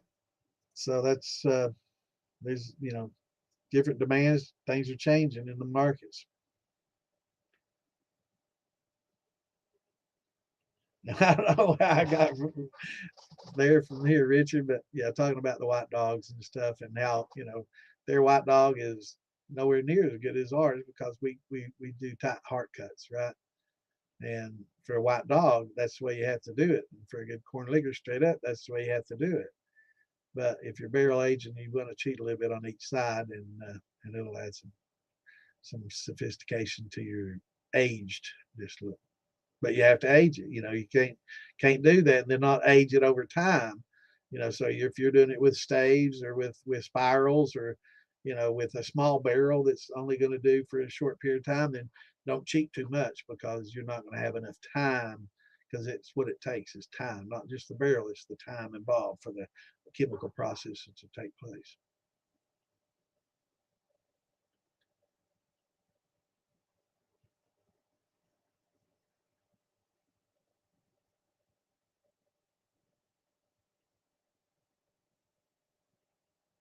No, if you've got a distillate coming out blue, don't drink it. Don't try to redistill it. It's toxic and it's not good for you at all, and it's not worth the risk. Um, which is why some people, if you don't want to do the maintenance, I wouldn't. I wouldn't do the copper. Uh, the copper mesh is so easy to take out, clean, reuse, take out, clean, reuse, and once it gets all green and corroded, pitch, start a new one. And it's cheap to do. That copper roll is not real expensive. Get more expensive, I guess, as copper does, because it is copper and 100% pure. But it's just a lot easier. So, but it's not necessarily better, but it is much easier. And no, if it comes out blue, don't try to rerun it and get that blue out, because you can clean it up and take the blue out, but a lot of the toxicity is still in there. Um, and it's just not something, you can use it for cleaning your steel. You can save it for that, because it's got a good lot of alcohol in there, so you can use it to pour through. But just make sure after you use it for cleaning that you follow up with a good rinse, and rinse it all out, right? So if you want to run it through your steel to clean your steel, and just run that blue through, and then rinse it really well with water, then and steam it out, you can do that and save it for that if you don't just want to pitch it. But otherwise, never drink it.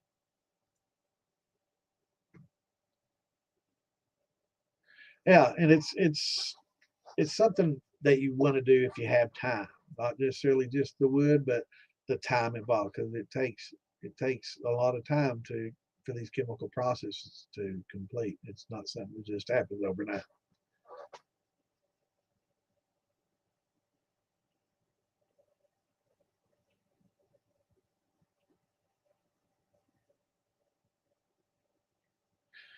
That's a fact. Yep, it does.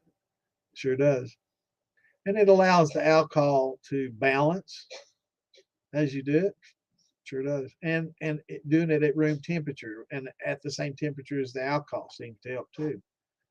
And if you do, this is a little trick. If you do get to where you're cloudy, um, put it in the microwave just for a minute and warm it up, and you'll notice it'll get clear again. As you heat those oils up a little bit, they'll go away. But don't blow, don't blow up the microwave doing too much. Don't get real hot where you're going to get a lot of evaporation. Just small jars, a little bit at a time. But it's an interesting experiment.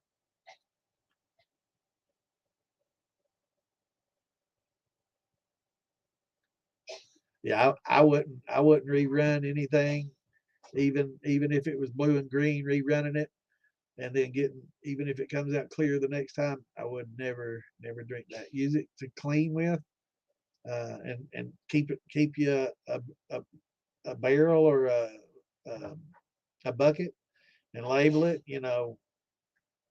cleaning solution only, and use that to run through, distill, and condense and clean your still out. After, if you do a vinegar run, then you could run that through and clean out, but make sure that you 100% rinse it real well after you do that.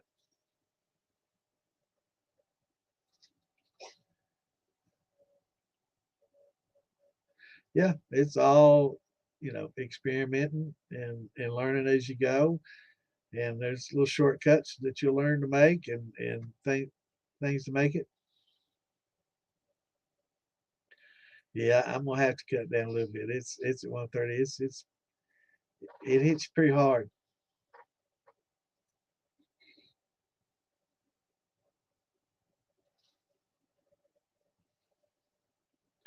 Oh, I got it back up right now. I'm just that far behind. Oh, yeah, I'm getting behind 15 minutes.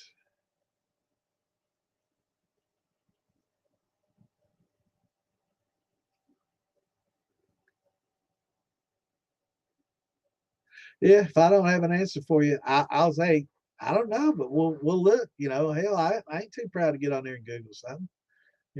I'll check it out.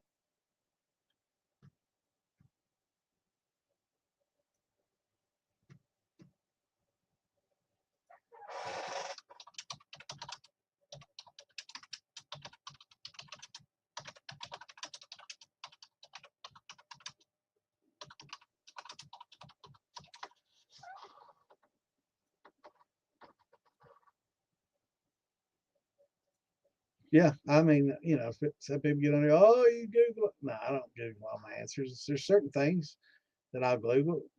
Like nixted. That's something that's new to me. If it's something new, then I'll Google it. If it's a complex question that I can partially answer, but I'm having trouble fully explaining it, and maybe I'm leaving some context out, I'll pull it up. And if it's something I don't know about, I'll say I don't know. Let's look. Let's check it out. We'll learn together. Yeah, I ain't too proud for that. I definitely don't have all the answers. So, I'm not that guy. I don't know that there is a guy out there. I do know that there's certain people out there that can answer most of them. There's a few that are brilliant. Alan Bishop knows a hell of a lot. There's a trying to think the guy's name over there at Firm Solutions. Some nights I can come up with his name, other nights I can't. My mind's slipping. I'm having to re-educate myself on a lot of things. But he's probably one of the most knowledgeable people, on the craft and that there is actually. You know. Oh, Miss April, how are you?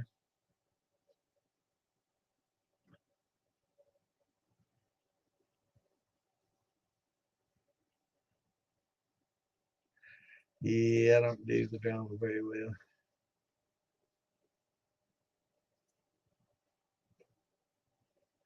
Hope you had a good Christmas, April.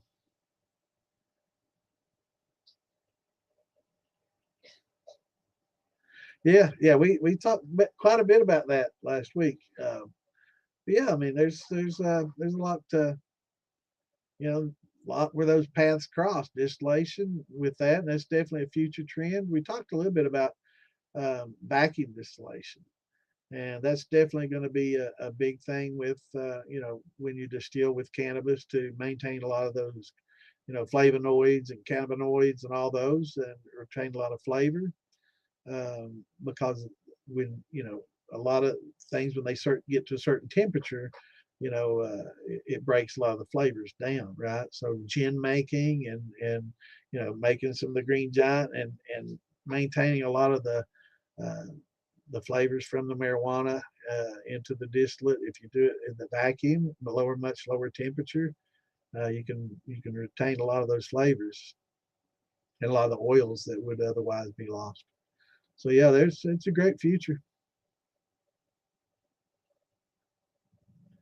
Yeah, I'm not great either. You know, especially the TIG. I'm better at TIGging than MIG. The MIG is it's splattery and nasty, and MIG welding's nasty. Stick welding's kind of nasty, but TIGging is it's a lot cleaner. You know, using more gas too.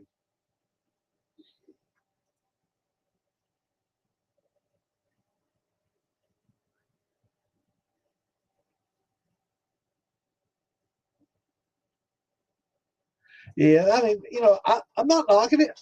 There's a time and place for everything, and it's great for what it is. I enjoy watching it, and sometimes getting on there. Unless there's a lot of drama, I'm not going to knock a lot of people, but I don't know the Scott dude that got on there last night. I was going to jump on there last night, but the Scott dude started getting in there and talking about KKK and some other, and I'm like, why?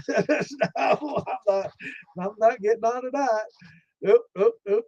You know, and it got a little. Yeah, I think Damon cut him off at about the right time. It was getting a little bit much for me. I was like, no, not gonna be part of that, not tonight.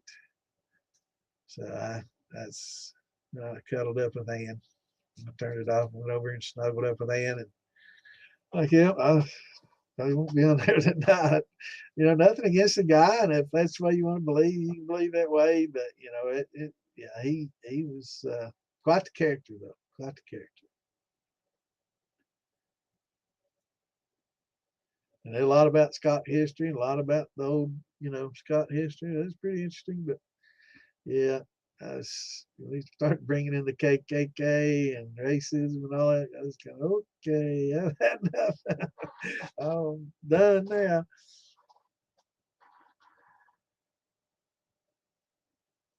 Yeah, there's always something that'll humble you, like some watermelon. That was kind of humbling for me. I had high hopes for my watermelon wine and shine, and it was horrible, you know, it was too warm, and I didn't use probably the right yeast for it, and it fermented really quickly and at a warm temperature and with the wrong yeast, and it wasn't good, you know. So we all make mistakes. You know, we all make that. There's always that one. That's why sometimes my wines, you know, some of my wines don't necessarily turn out well. Sometimes there's, you know, some stresses that I couldn't avoid, you know, and sometimes it's just, you know, it's just not that great a wine, and it makes a decent brandy, you know. So you can take some not so good wines and make some good brandies out of them, especially if you got an infuser, you know. That's why I'm gonna build me some infusers. Those work pretty well. My inline infuser worked okay, but it just didn't have the volume. Being inline, kind of like a bong process where everything filters through it, but it was just that 2-inch tubing, and it just didn't have the volume needed to really get that good flavor exchange. So change things up. What's going on, Jeff? Good to see you, brother. Happy New Year to my friend. Hope to see you soon. We'll have to come up and we'll have to hit a few of the distilleries. A lot of good collectible bourbons going up right now. They're putting a lot out. I guess a little bit of the waning demand I was talking about earlier. You know, there's not much waning demand for some of that top shelf stuff, for that BTAC, you know, Buffalo Trace Antique Collection, and some of that higher end stuff. It's just as strong a market as ever for that stuff. And I think that might be why Beam is kind of retooling for, is to come out with some more premium stuff that really, you know, they can do less of and make more on, but they're not going to do it with their white label. So they're gonna retool, and that's why, you know, they're kind of taking a break and cutting production because of the demand, and at the same time retooling and gonna step up, ramp up some higher end product, which I look forward to trying. Yeah, yeah, we all get humbled. I mean, that watermelon definitely humbled me. It was horrible.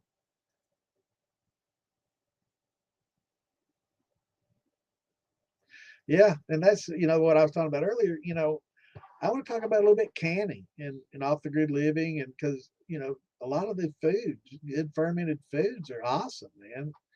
Uh, so, and there's a lot more fermented food than you realize, and good stuff.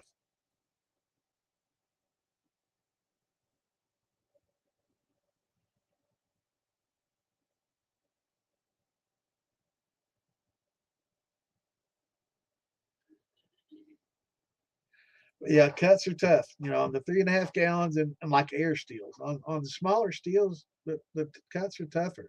And again, like I was talking about using the smaller jars to make the cuts even smaller. On a 3.5, you'd have to use shot glasses, right, or some little teeny tiny, jar, because it's going to be a smaller percentage, right? And as you produce more and larger, as your steels get larger, it's a lot easier to make the cuts. The margin of error is a lot less. So it has to be really tight when you have a small steel like that. So learning small is a benefit as far as learning to make cuts for sure, but you're never going to really learn to make that ester cut, and taste that headsy in the right in the middle towards the end of the heads where you get that interesting ester flavor, that sweet ester. It's going to be really tough to isolate that on a small steel. And the larger the steel gets, the larger that little bit is, and it's a lot easier to capture.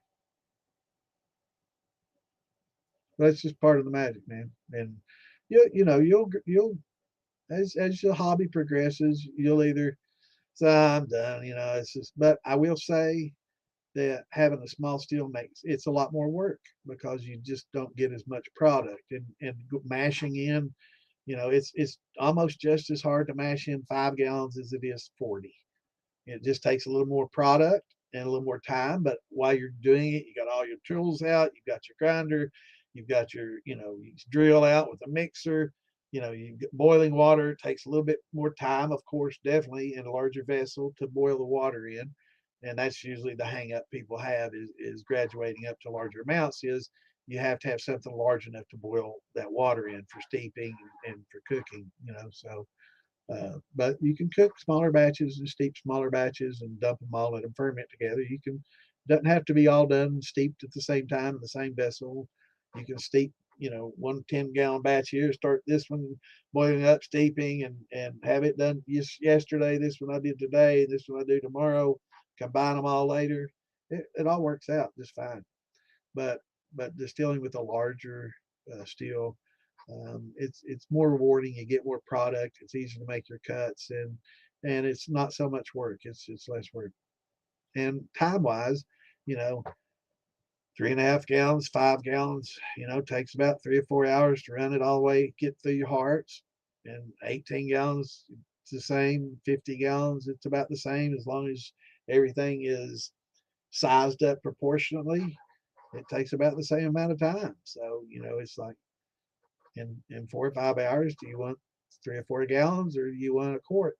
And it's so, and you'll use those 3.5 gallon, that little 3.5 gallon Weber steel will become your thumper for your next steel.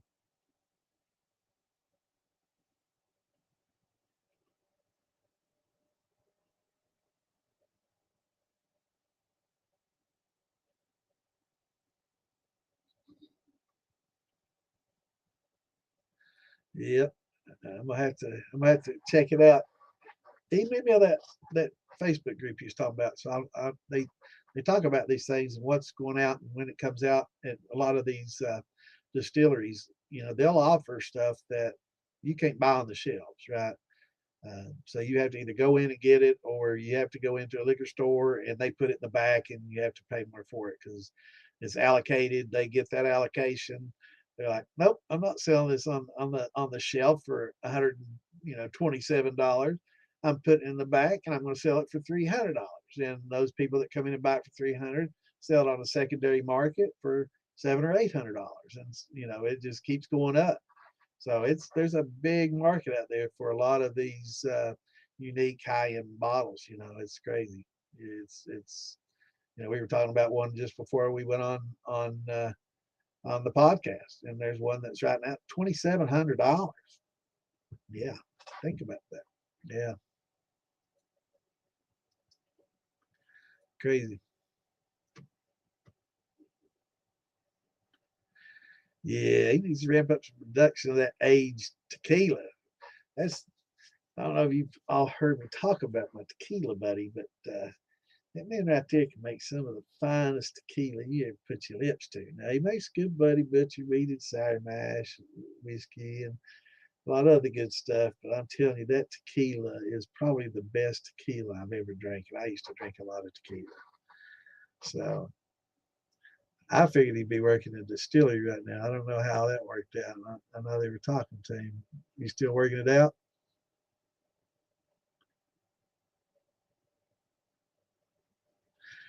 Yeah, it's a lot easier when you're on a big one.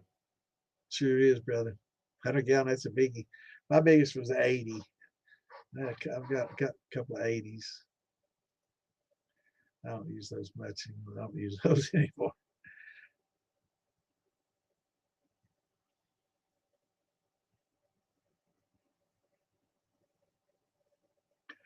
Yeah, I'm slacking it. Yeah, it's a good week killer. Man, I'm in behind. Well, about 15 minutes behind shit. Awesome. I love to hear that, man. That's some now this is some barrel aged stuff. So this is gonna be interesting. Yeah, his way behind, but his uh his tequila is the best I've ever drank. The aged tequila, the white was good, but the aged was just. And I've drank a lot of tequila back in my days. I went through a tequila stage. I've had some top shelf tequilas. Ain't nobody out there turn that in tequila better than that man out there can make that aged tequila. I'm telling you, man, it's gold, bro. You need to get your license and start putting that on the market for sure.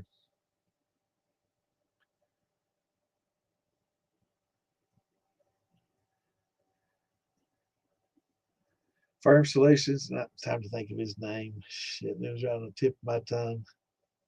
Heist. That's his name.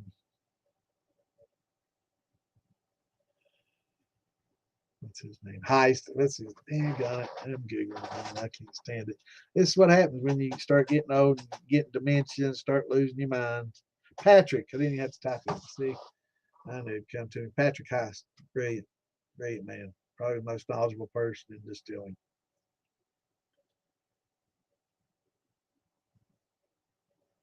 Oh, did he talk about nextmalized? Okay. Well, that's for I guess somebody brought it up earlier. I can't remember who, but Alan jumped in and was talking about it as well. He's not done it yet, so I definitely. It sounds really interesting though. Definitely, and I learned something tonight. See, that's why I love this show. We're all learning and teaching, and it's awesome. Love it for that.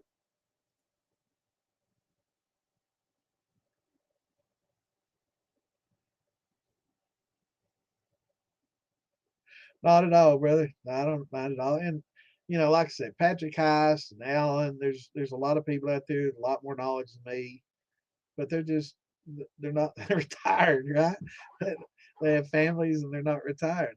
They can't dedicate the time to do this because they've got a business to run, they've got a family, and all that, and they're not able to dedicate the time to it. I know Alan would love to be able to just sit and ramble like I do for hours on end, but he's just too busy. He's got a little girl, and he's got a family, and he's got a distillery, and he's got so much going on, and he's got his almanac and his own podcast, and he does some question answering too. So definitely tune into his stuff. He answers some questions, from some of the stuff when he posts.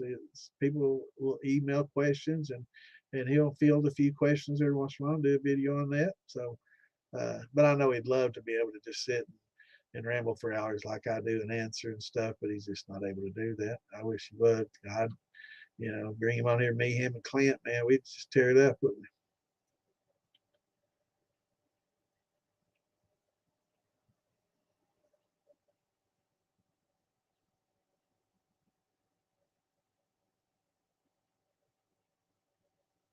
Watermelon is definitely not easy to ferment, man. That shit, and especially in warm, it got a little bit warm. I will give you some clues. Use wine yeast and not distiller's yeast. Do a cooler fermentation, and do it a much slower. Oh, over a little bit longer period of time. Probably turn out a little bit better, and never. No, you think using the rind helps? I was told that gives it a melony taste and not to. So maybe that made it better. I don't know. I definitely used no rind though. There was no white at all. I trimmed it. I just trimmed pure, just red, no seeds, no rind at all. So maybe that was where I messed up.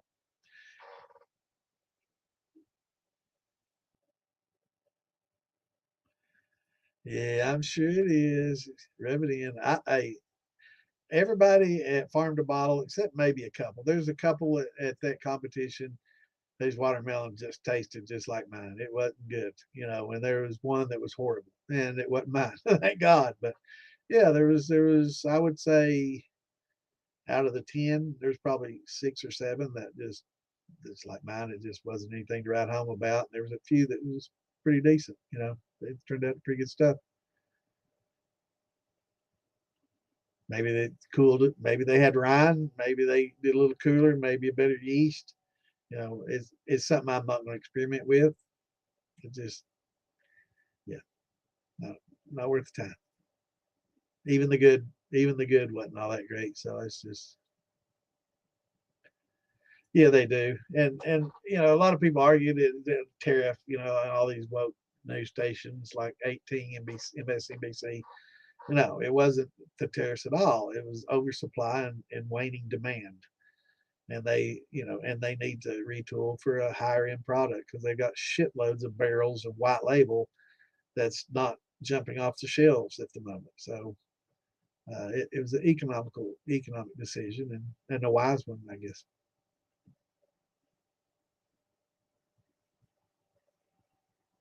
Yep.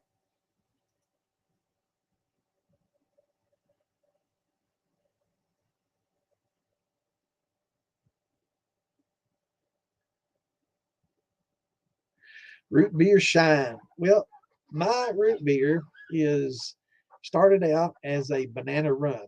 Okay, so I made this banana rum and it was good. It was a good rum, but it wasn't banana-y tasting at all. So it was used dark brown sugar, and so it had that dark brown, that dark rummy flavor with the banana. It just made a grungy flavor that I don't know. Some people might say it wasn't that great, but I liked it. But it just had the front end was grunge, the middle was grunge, and it trailed off as grunge. It was just had that grunge to it.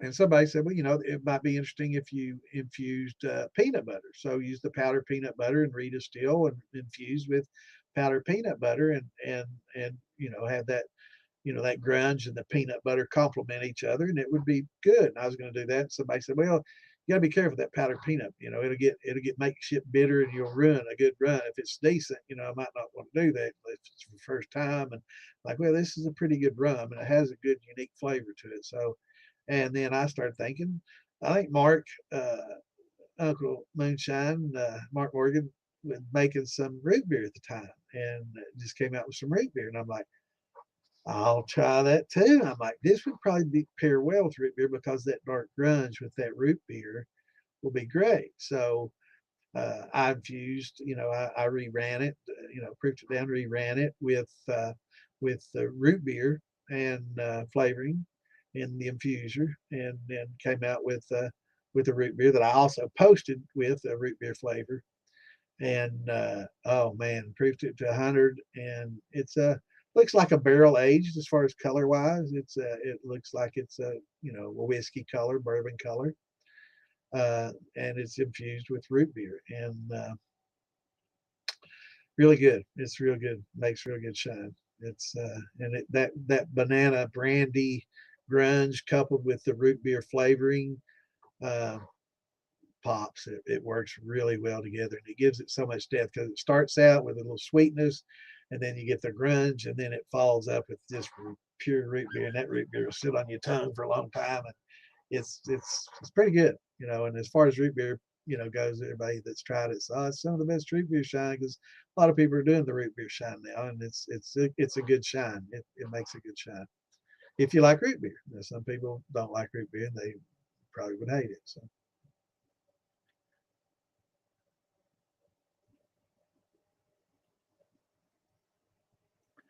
Yeah, you tried it. Yeah, it's pretty good.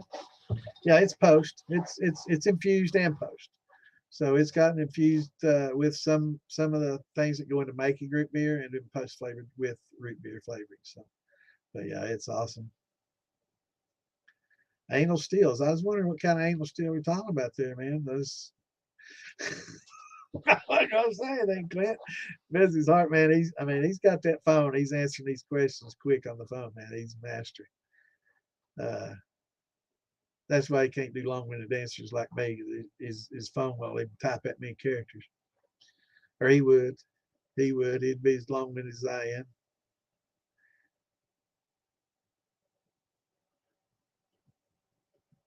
Sassafras, yes, sir.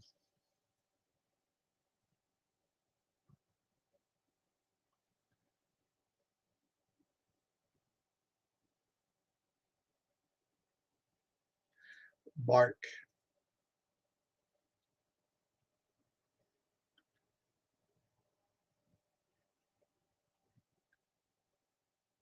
It's actually an infused.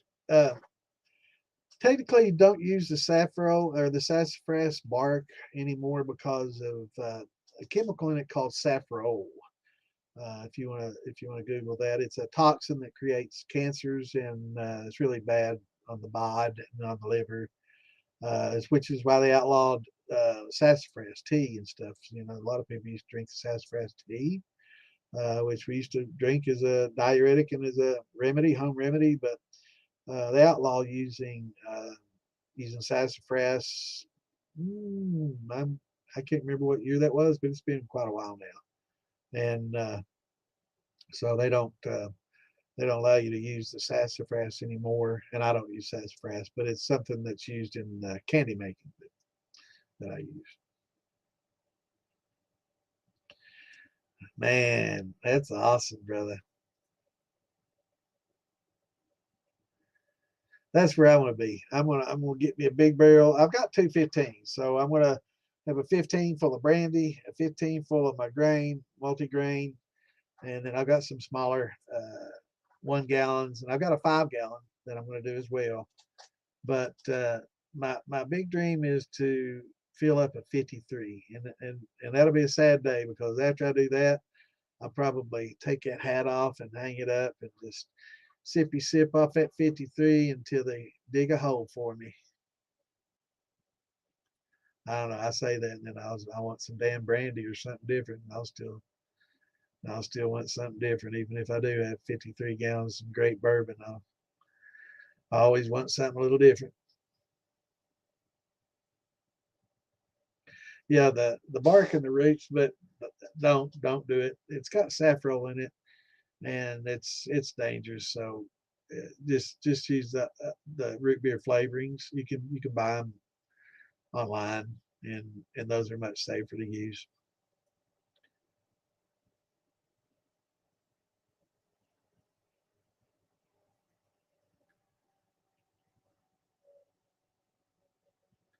Sour mashing, I tell you what, Bloody Butcher is not a great corn the first time around. Some people like it, but most tend to think it's a little bit on the too oily.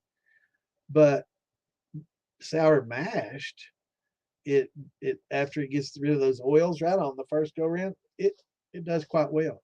So it's interesting.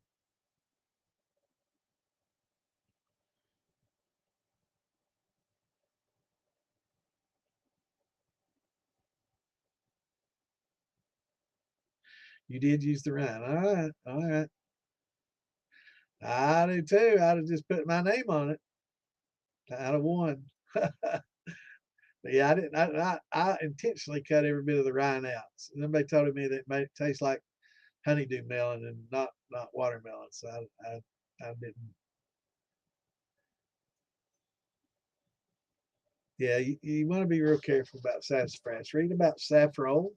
I think it's spelled Saffrole or saffrole. Yeah, read about that. It's that's why they don't use sassafras in root beer making anymore. They have a different process.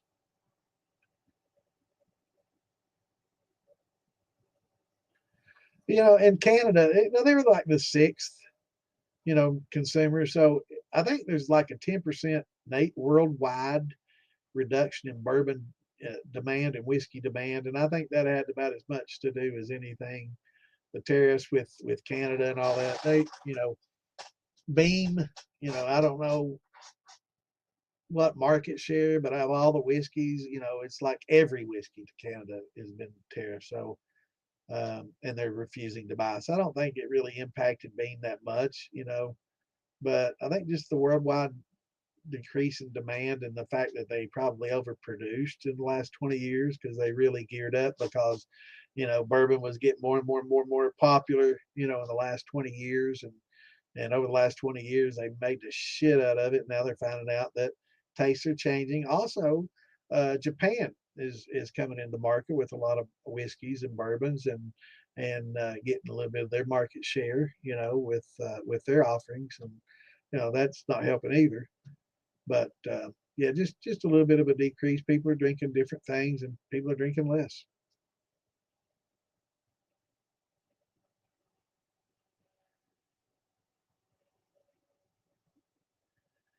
I look forward to trying it.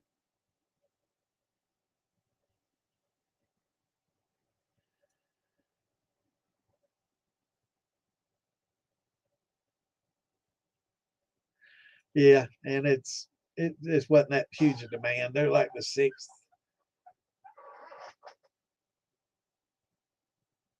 Oh yeah, Roy makes good liquor. Yeah, yeah, it is a shame, especially when they turned around, drank somebody else's jar, and never said a word. I know, brother. It's I didn't like that either. But what can I say? People are gonna be the way they want to be. I, what my thoughts are, if anybody's gonna get in trouble, it'd been you, right? If they'd seen that jar, I don't think they would, shut down the whole show because one person had a jar. They'd probably made you dump it or taken you in for the day or something, right? But yeah. But I got a sippy sip. I've had some Roy Shine. He makes damn good liquor. So does April, who was on here earlier. Telling you, man, we got a lot of people in the family, man, make really good stuff. A lot of good stuff coming out of, and it's we've learned a lot from each other, and there's a big passion for it in the family, and it's awesome.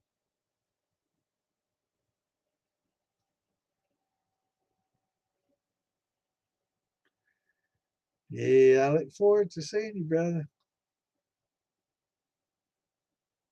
Yeah, man, they ramped up production over the last 2 decades. They really kind of put themselves in that position. Actually, they thought demand would keep increasing, and it's leveled off, and that coupled with maybe a touch to do with the tariffs, maybe 5% influence out of the 100, but you know, other producers, a lot of craft distilling, uh, Japan coming in the market, less demand for it worldwide because of the change in taste. So all that adds up to them just like, wait, let's just do something different. It was an economic decision more so than anything. And back get caught up a little bit.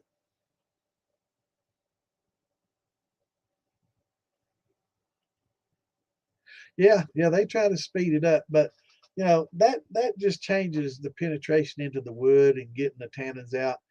But really, there is absolutely nothing that can replicate time for those chemical reactions aren't because of heat and cooling, right? These chemical reactions between the acids and the oils just take time. I mean, this is happening a molecule at a time, and electrons are being given up and taken, and all these molecules are changing, from one substance to another. So, and it takes a long time for all these molecules and everything to make that change. It doesn't, nothing can make it happen quick, right? And so it just takes time.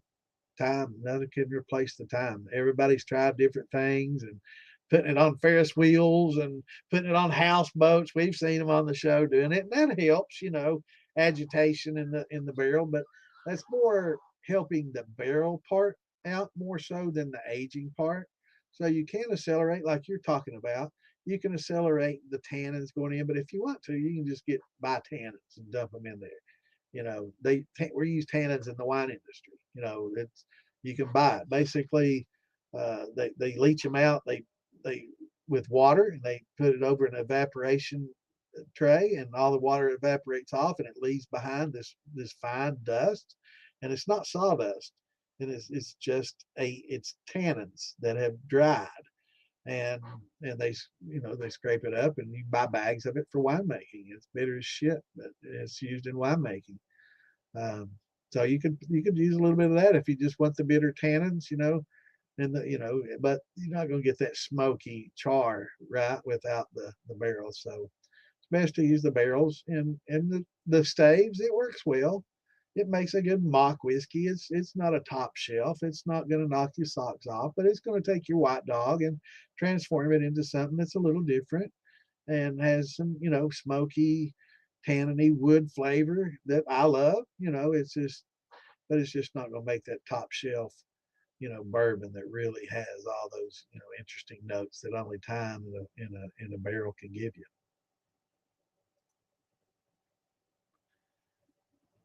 Yeah, it has a lot of people. 26. Awesome. Yeah, I might make you a little visit next time I'm down. Ann's daughter, Ann's got a house down there, or Miss Santa has a house down there that she rents, and her daughter's down there and married, and so we go down and visit every once in a while. I have to pay you, drive up and pay you a little visit. Yeah, it's a neurotoxin. Yeah, the saffron. Yeah, it's not good.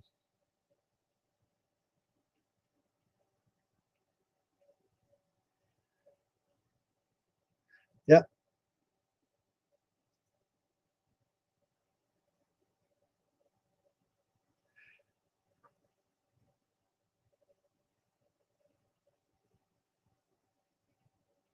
I'm telling you, that old Yeller Dent makes a damn good corn liquor too. And you take it, put some cream corn in your infuser with some good yellow dent, make it about as good a corn liquor as you can. I tell you, old Toby makes damn good corn liquor. Yeah, old Yeller Dent.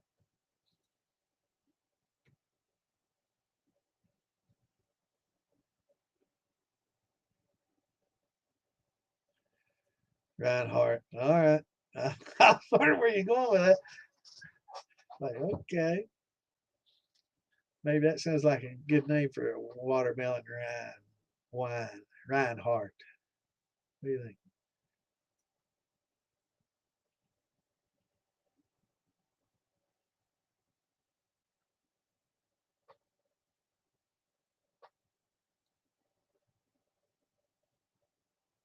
You allergic to melon? I wonder what it's in it that you're allergic to. Yeah, Roy makes damn good liquor.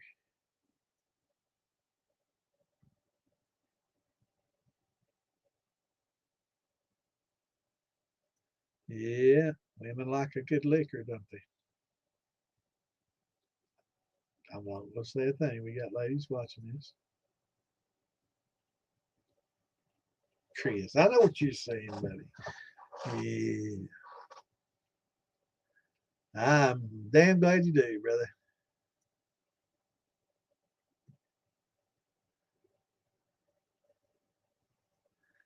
Yeah, panty.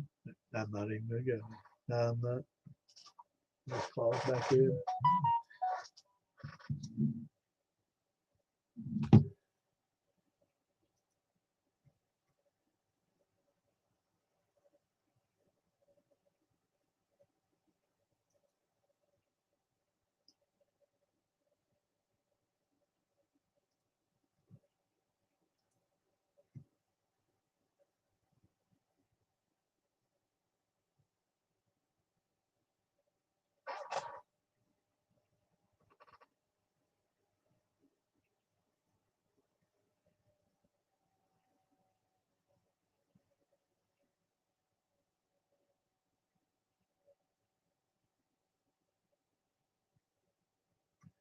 They sure do. They certainly do make good. And flake corn, makes good, and it's already gelatinized, so you don't have to cook it. You can just convert it, get up to temp, depending on what kind of amylase you're using or malts. And flake makes real good liquor too.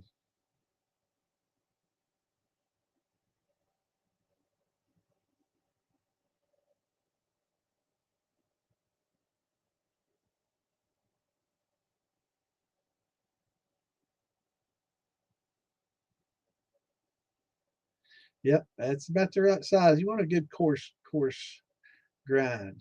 Some of the cracks not cracked enough, and you don't want a flour. So it's somewhere in between, and that's a good consistency.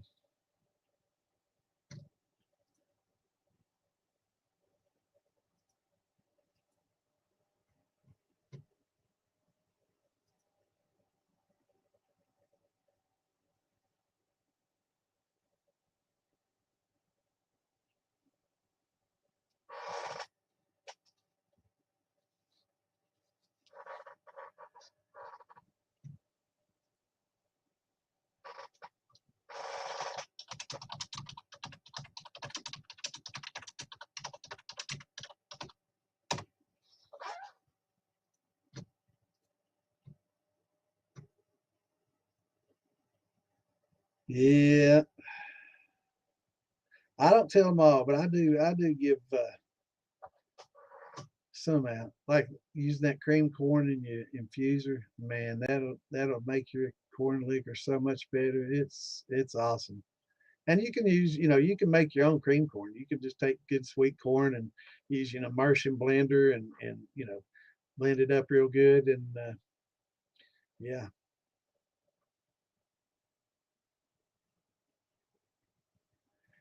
I hope to, man.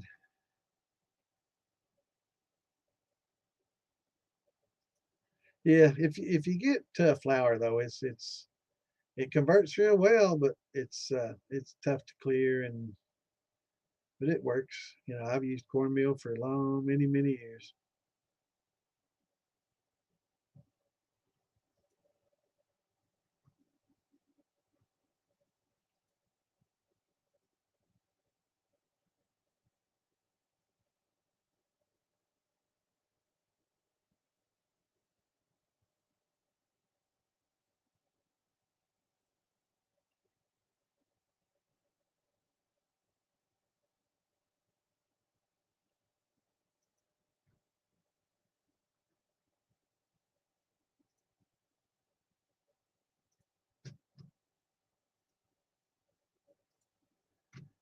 Oh, all right. I think I'm gonna have me a drinky drink. It's about 10:40, almost 11. I think it's about. I think we've answered most of the questions we got tonight.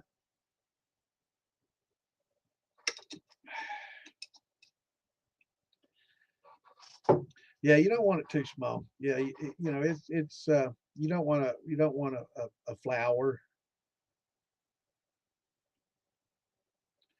Oh yeah, but I would recommend if you can blend it up, put in a blender, and that way you don't get anything puking into you. I don't know what size of worm you got coming off there, but you don't want kernels puking up into the worm if it gets too hot in there or it gets too full. But yeah, yeah, cream corn or cream some sweet corn, put it in there. Absolutely, man, it adds good flavor to your corn liquor. Speranza, yeah, man,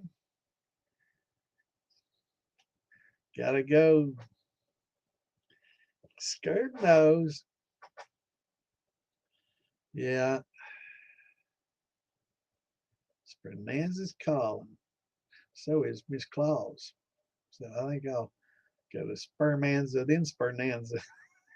I didn't say that. No. Yeah, you definitely want a good grind. You don't want too fine, and you don't want like some of the cracked corn I've seen. There's whole kernels in there that's doing nothing. You're not so you got to break them all up and make sure that it's a good. Now they say if you take a kernel and break it into 6 to 8 pieces, that'd be about perfect. But of course, when you're grinding it like that, it's hard, but having a good grain mill, it means a lot, and running it through, once and getting a good coarse grind. And then if you want a little finer, just real small, adjust that dial a little bit, run it through a second time. Works real well. Much better than what I used to do with so much better having a grain mill than trying to use an old blender and food processors like I used to have to, or get it cracked, and just have to, re-crack the cracked corn.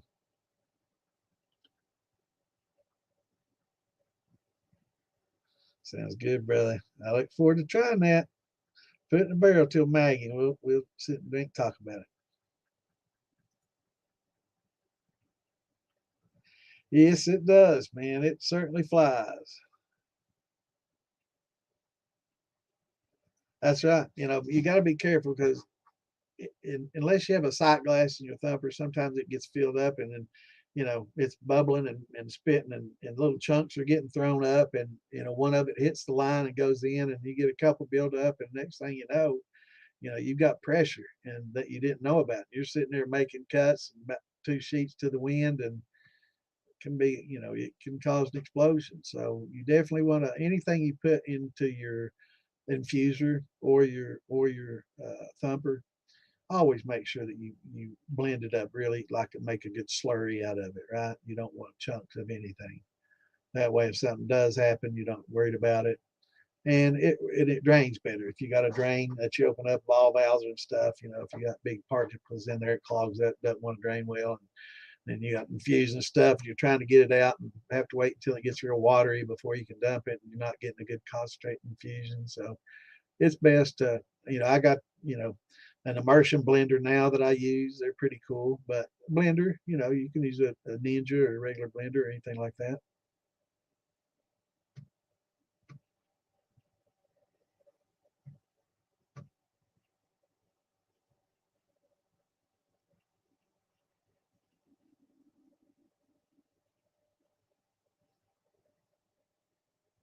What's going on, brother? Hope you had a good Christmas, my friend.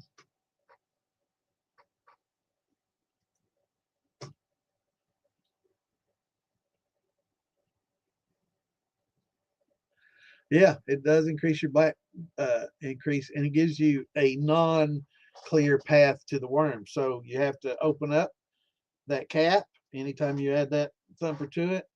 You should anyway. But when you add that thumper, you put vacuum in the lines, right? And you don't have open air from the cap through the worm out where there's movement, where air can move. And when things get cooler, yeah, it can cause you still to implode. So always, especially when you should always have a valve of something that you can open on there. I wouldn't trust the vacuum valves, a $3 vacuum valve from China on a $2,000 copper steel. Never trust that. Put your half-inch valve on there, or 3/4 inch valve on your cap. When you're done running, open that thing up. That'll, or lift it up, or if you want to get you some grill gloves on and loosen that tri clamp and lift it up off that and break that seal. That works well too. Any of that works fine. But if you just have a simple little half-inch, 3/4 inch ball valve, with a little rubber handle on it so you don't burn because it gets hot. But put that on there and open it up every time. That'll definitely, keep you from imploding the steel. I've seen some nice steels, sunk in like a can squeezed.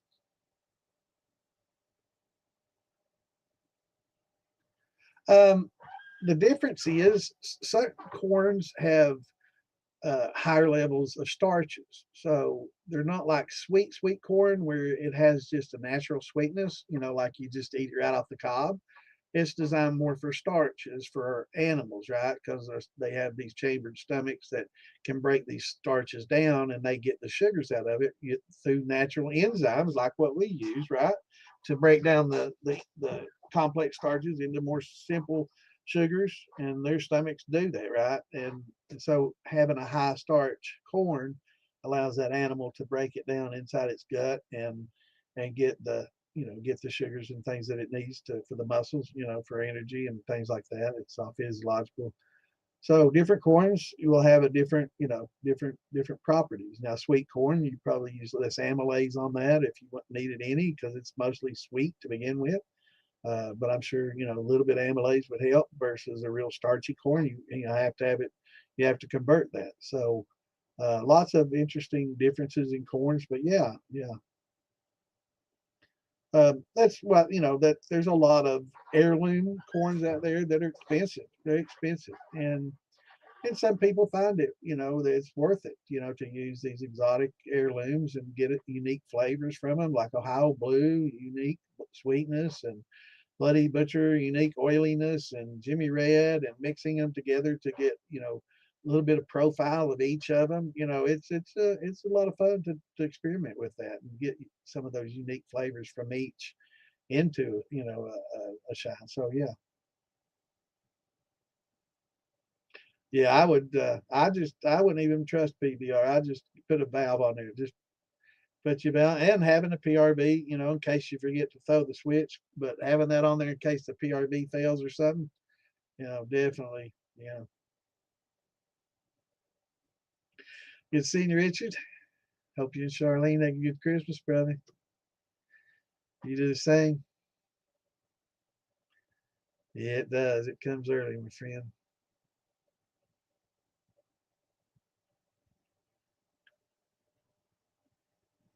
It depends on what you're doing. There's running low and slow. Is okay up to a point, but I've had some people really take it to an extreme. They're like, I've been distilling this for 12 hours now. How much longer is it going to take? And they're just like drip, drip, and they were just going so slowly, and that's just crazy. And then at the other end of it, they've got it cranked up so high, they're spitting water and shine out, and it's coming out at 70 proof because there's so much water coming off with it, and it's just, proofing it down at the same time. So there's a happy medium in between. So you want a good little drizzle that depend on the steel size, so the larger the steel you have, the faster your stream can be, and you can still maintain that integrity. Whereas, with a small stream, some with a small steel, it has to be a drip, right? 5 gallons or so, it's going to be a drip, drip, drip, drip, drip.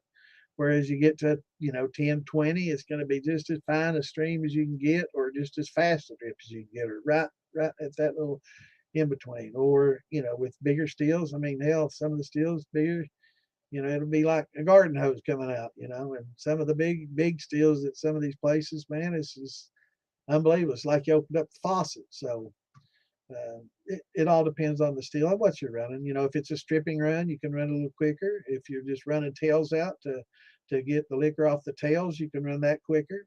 So it also depends on if you're stripping or if you're doing a hearts run, or exactly what, and what you're distilling. So um, I hate that answer, that it depends answer, but different methods call for different. Like if a stripping run, you'll definitely be running faster.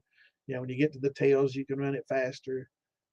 But for like a brandy, a single pass brandy, you would probably want to run that fairly low and slow, but not so much where you can't. You got to get some of that water carry over, right? If you run it too slow, it's a higher proof and less flavor because you're not getting as much water. And you run it too much and you get too much water, and it's just low proof. So you got to kind of find a happy medium, and it depends on what you're running. But good brandies will tend to run a little bit slower than I would a whiskey or a white dog or a vodka, probably even a little quicker through a column. But that gets a lot of I don't know. It probably is a little bit slower because you're going through a lot of reflux and it's taking a little longer maybe. So but yeah, it depends on what you're running. A good question. And rewind the show after we get done here. You can watch from the beginning. We covered quite a bit tonight about brandies and a lot of good questions actually. Yeah, it was. I like when Richard comes in here. He's a good distiller. He has a lot of knowledge.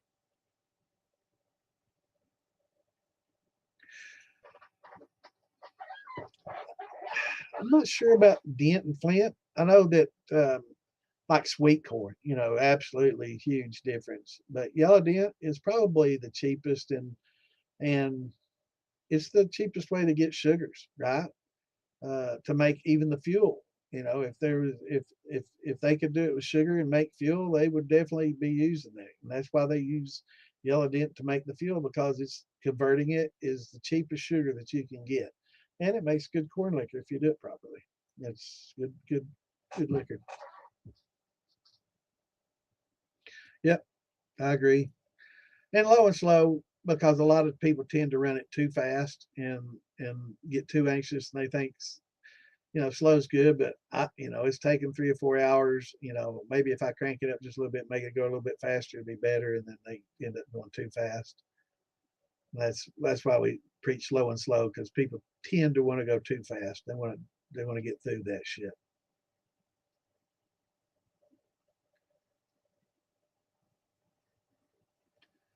Yep.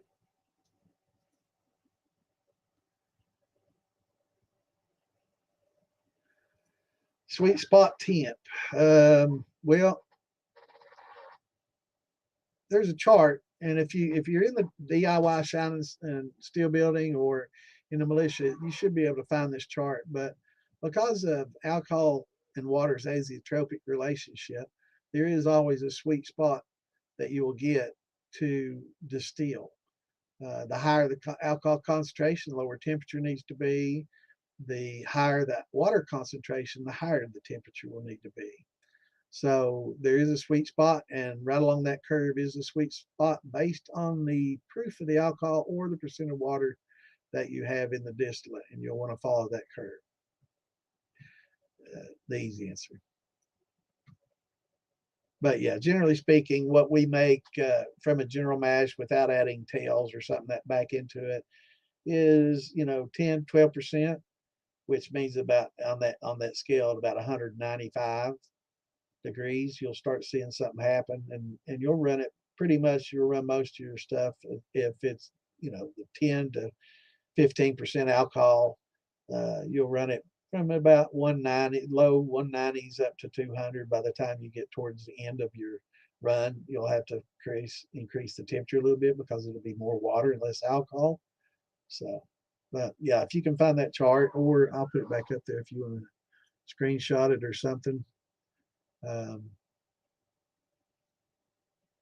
but yeah, it's in the file section and in the group pages if you want to jump on there and pull it down and add it. It's good to have.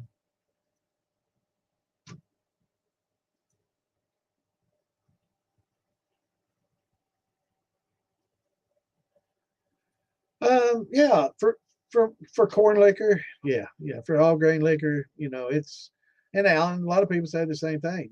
It's don't dilly dally, don't drip, don't if you got a 10, and that's with the larger steel. But a lot of people, if you got a 20, 30, 40 gallon steel and you're dripping, you're going too slow. If you got a 5 gallon and you're dripping, you probably should. That's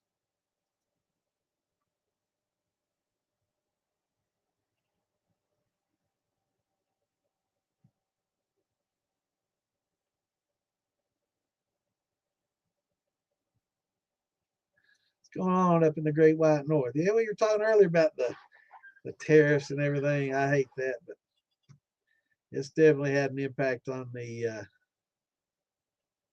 Yeah, she's got a bigger steel, and she's most of the time they're dealing with grains, but yeah, you don't want to go too slow, and you don't want to go too fast. So there is a happy medium, and it really does depend on what you're running. And whether it's a strip and run or a spirit run. So I wish there was a happy answer for neat answer for that. I hate those it depends kind of answers, but it really does on a lot of these.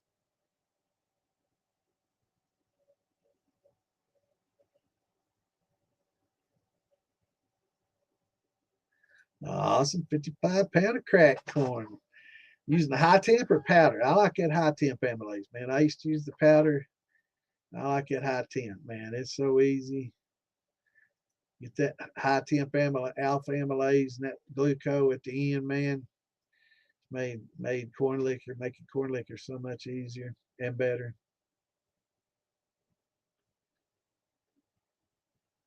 Right. And some will even spurt, and you know, so sometimes you'll get a little negative slope in your worm, and it'll kind of build up, and it takes a little pressure to push it out. So sometimes you'll get some that spurts. And if you do that, then you know you might have a little low spot in your worm that you need to work on or something like that. But yeah, every one of them is unique. That's for sure. All right, y'all. Thanks everybody for tuning in. We'll see you all back here Tuesday at 8 Eastern, and we'll field some more questions and hang out. And I guess this next Tuesday is going to be the 30th, so it'll be our uh, episode that is our pre-New Year episode. So maybe Clint's able to. I might bring him on. We can do a New Year's together. Yeah, we might bring a few on here. But we'll talk about that. But everybody have a great weekend with the rest of it. Have a great week. We will see you back here Tuesday at 8. Until then, everybody shine on. Peace out. Hope y'all had a happy holidays. And we will see you back here on Tuesday the 30th. Later, y'all. Peace out.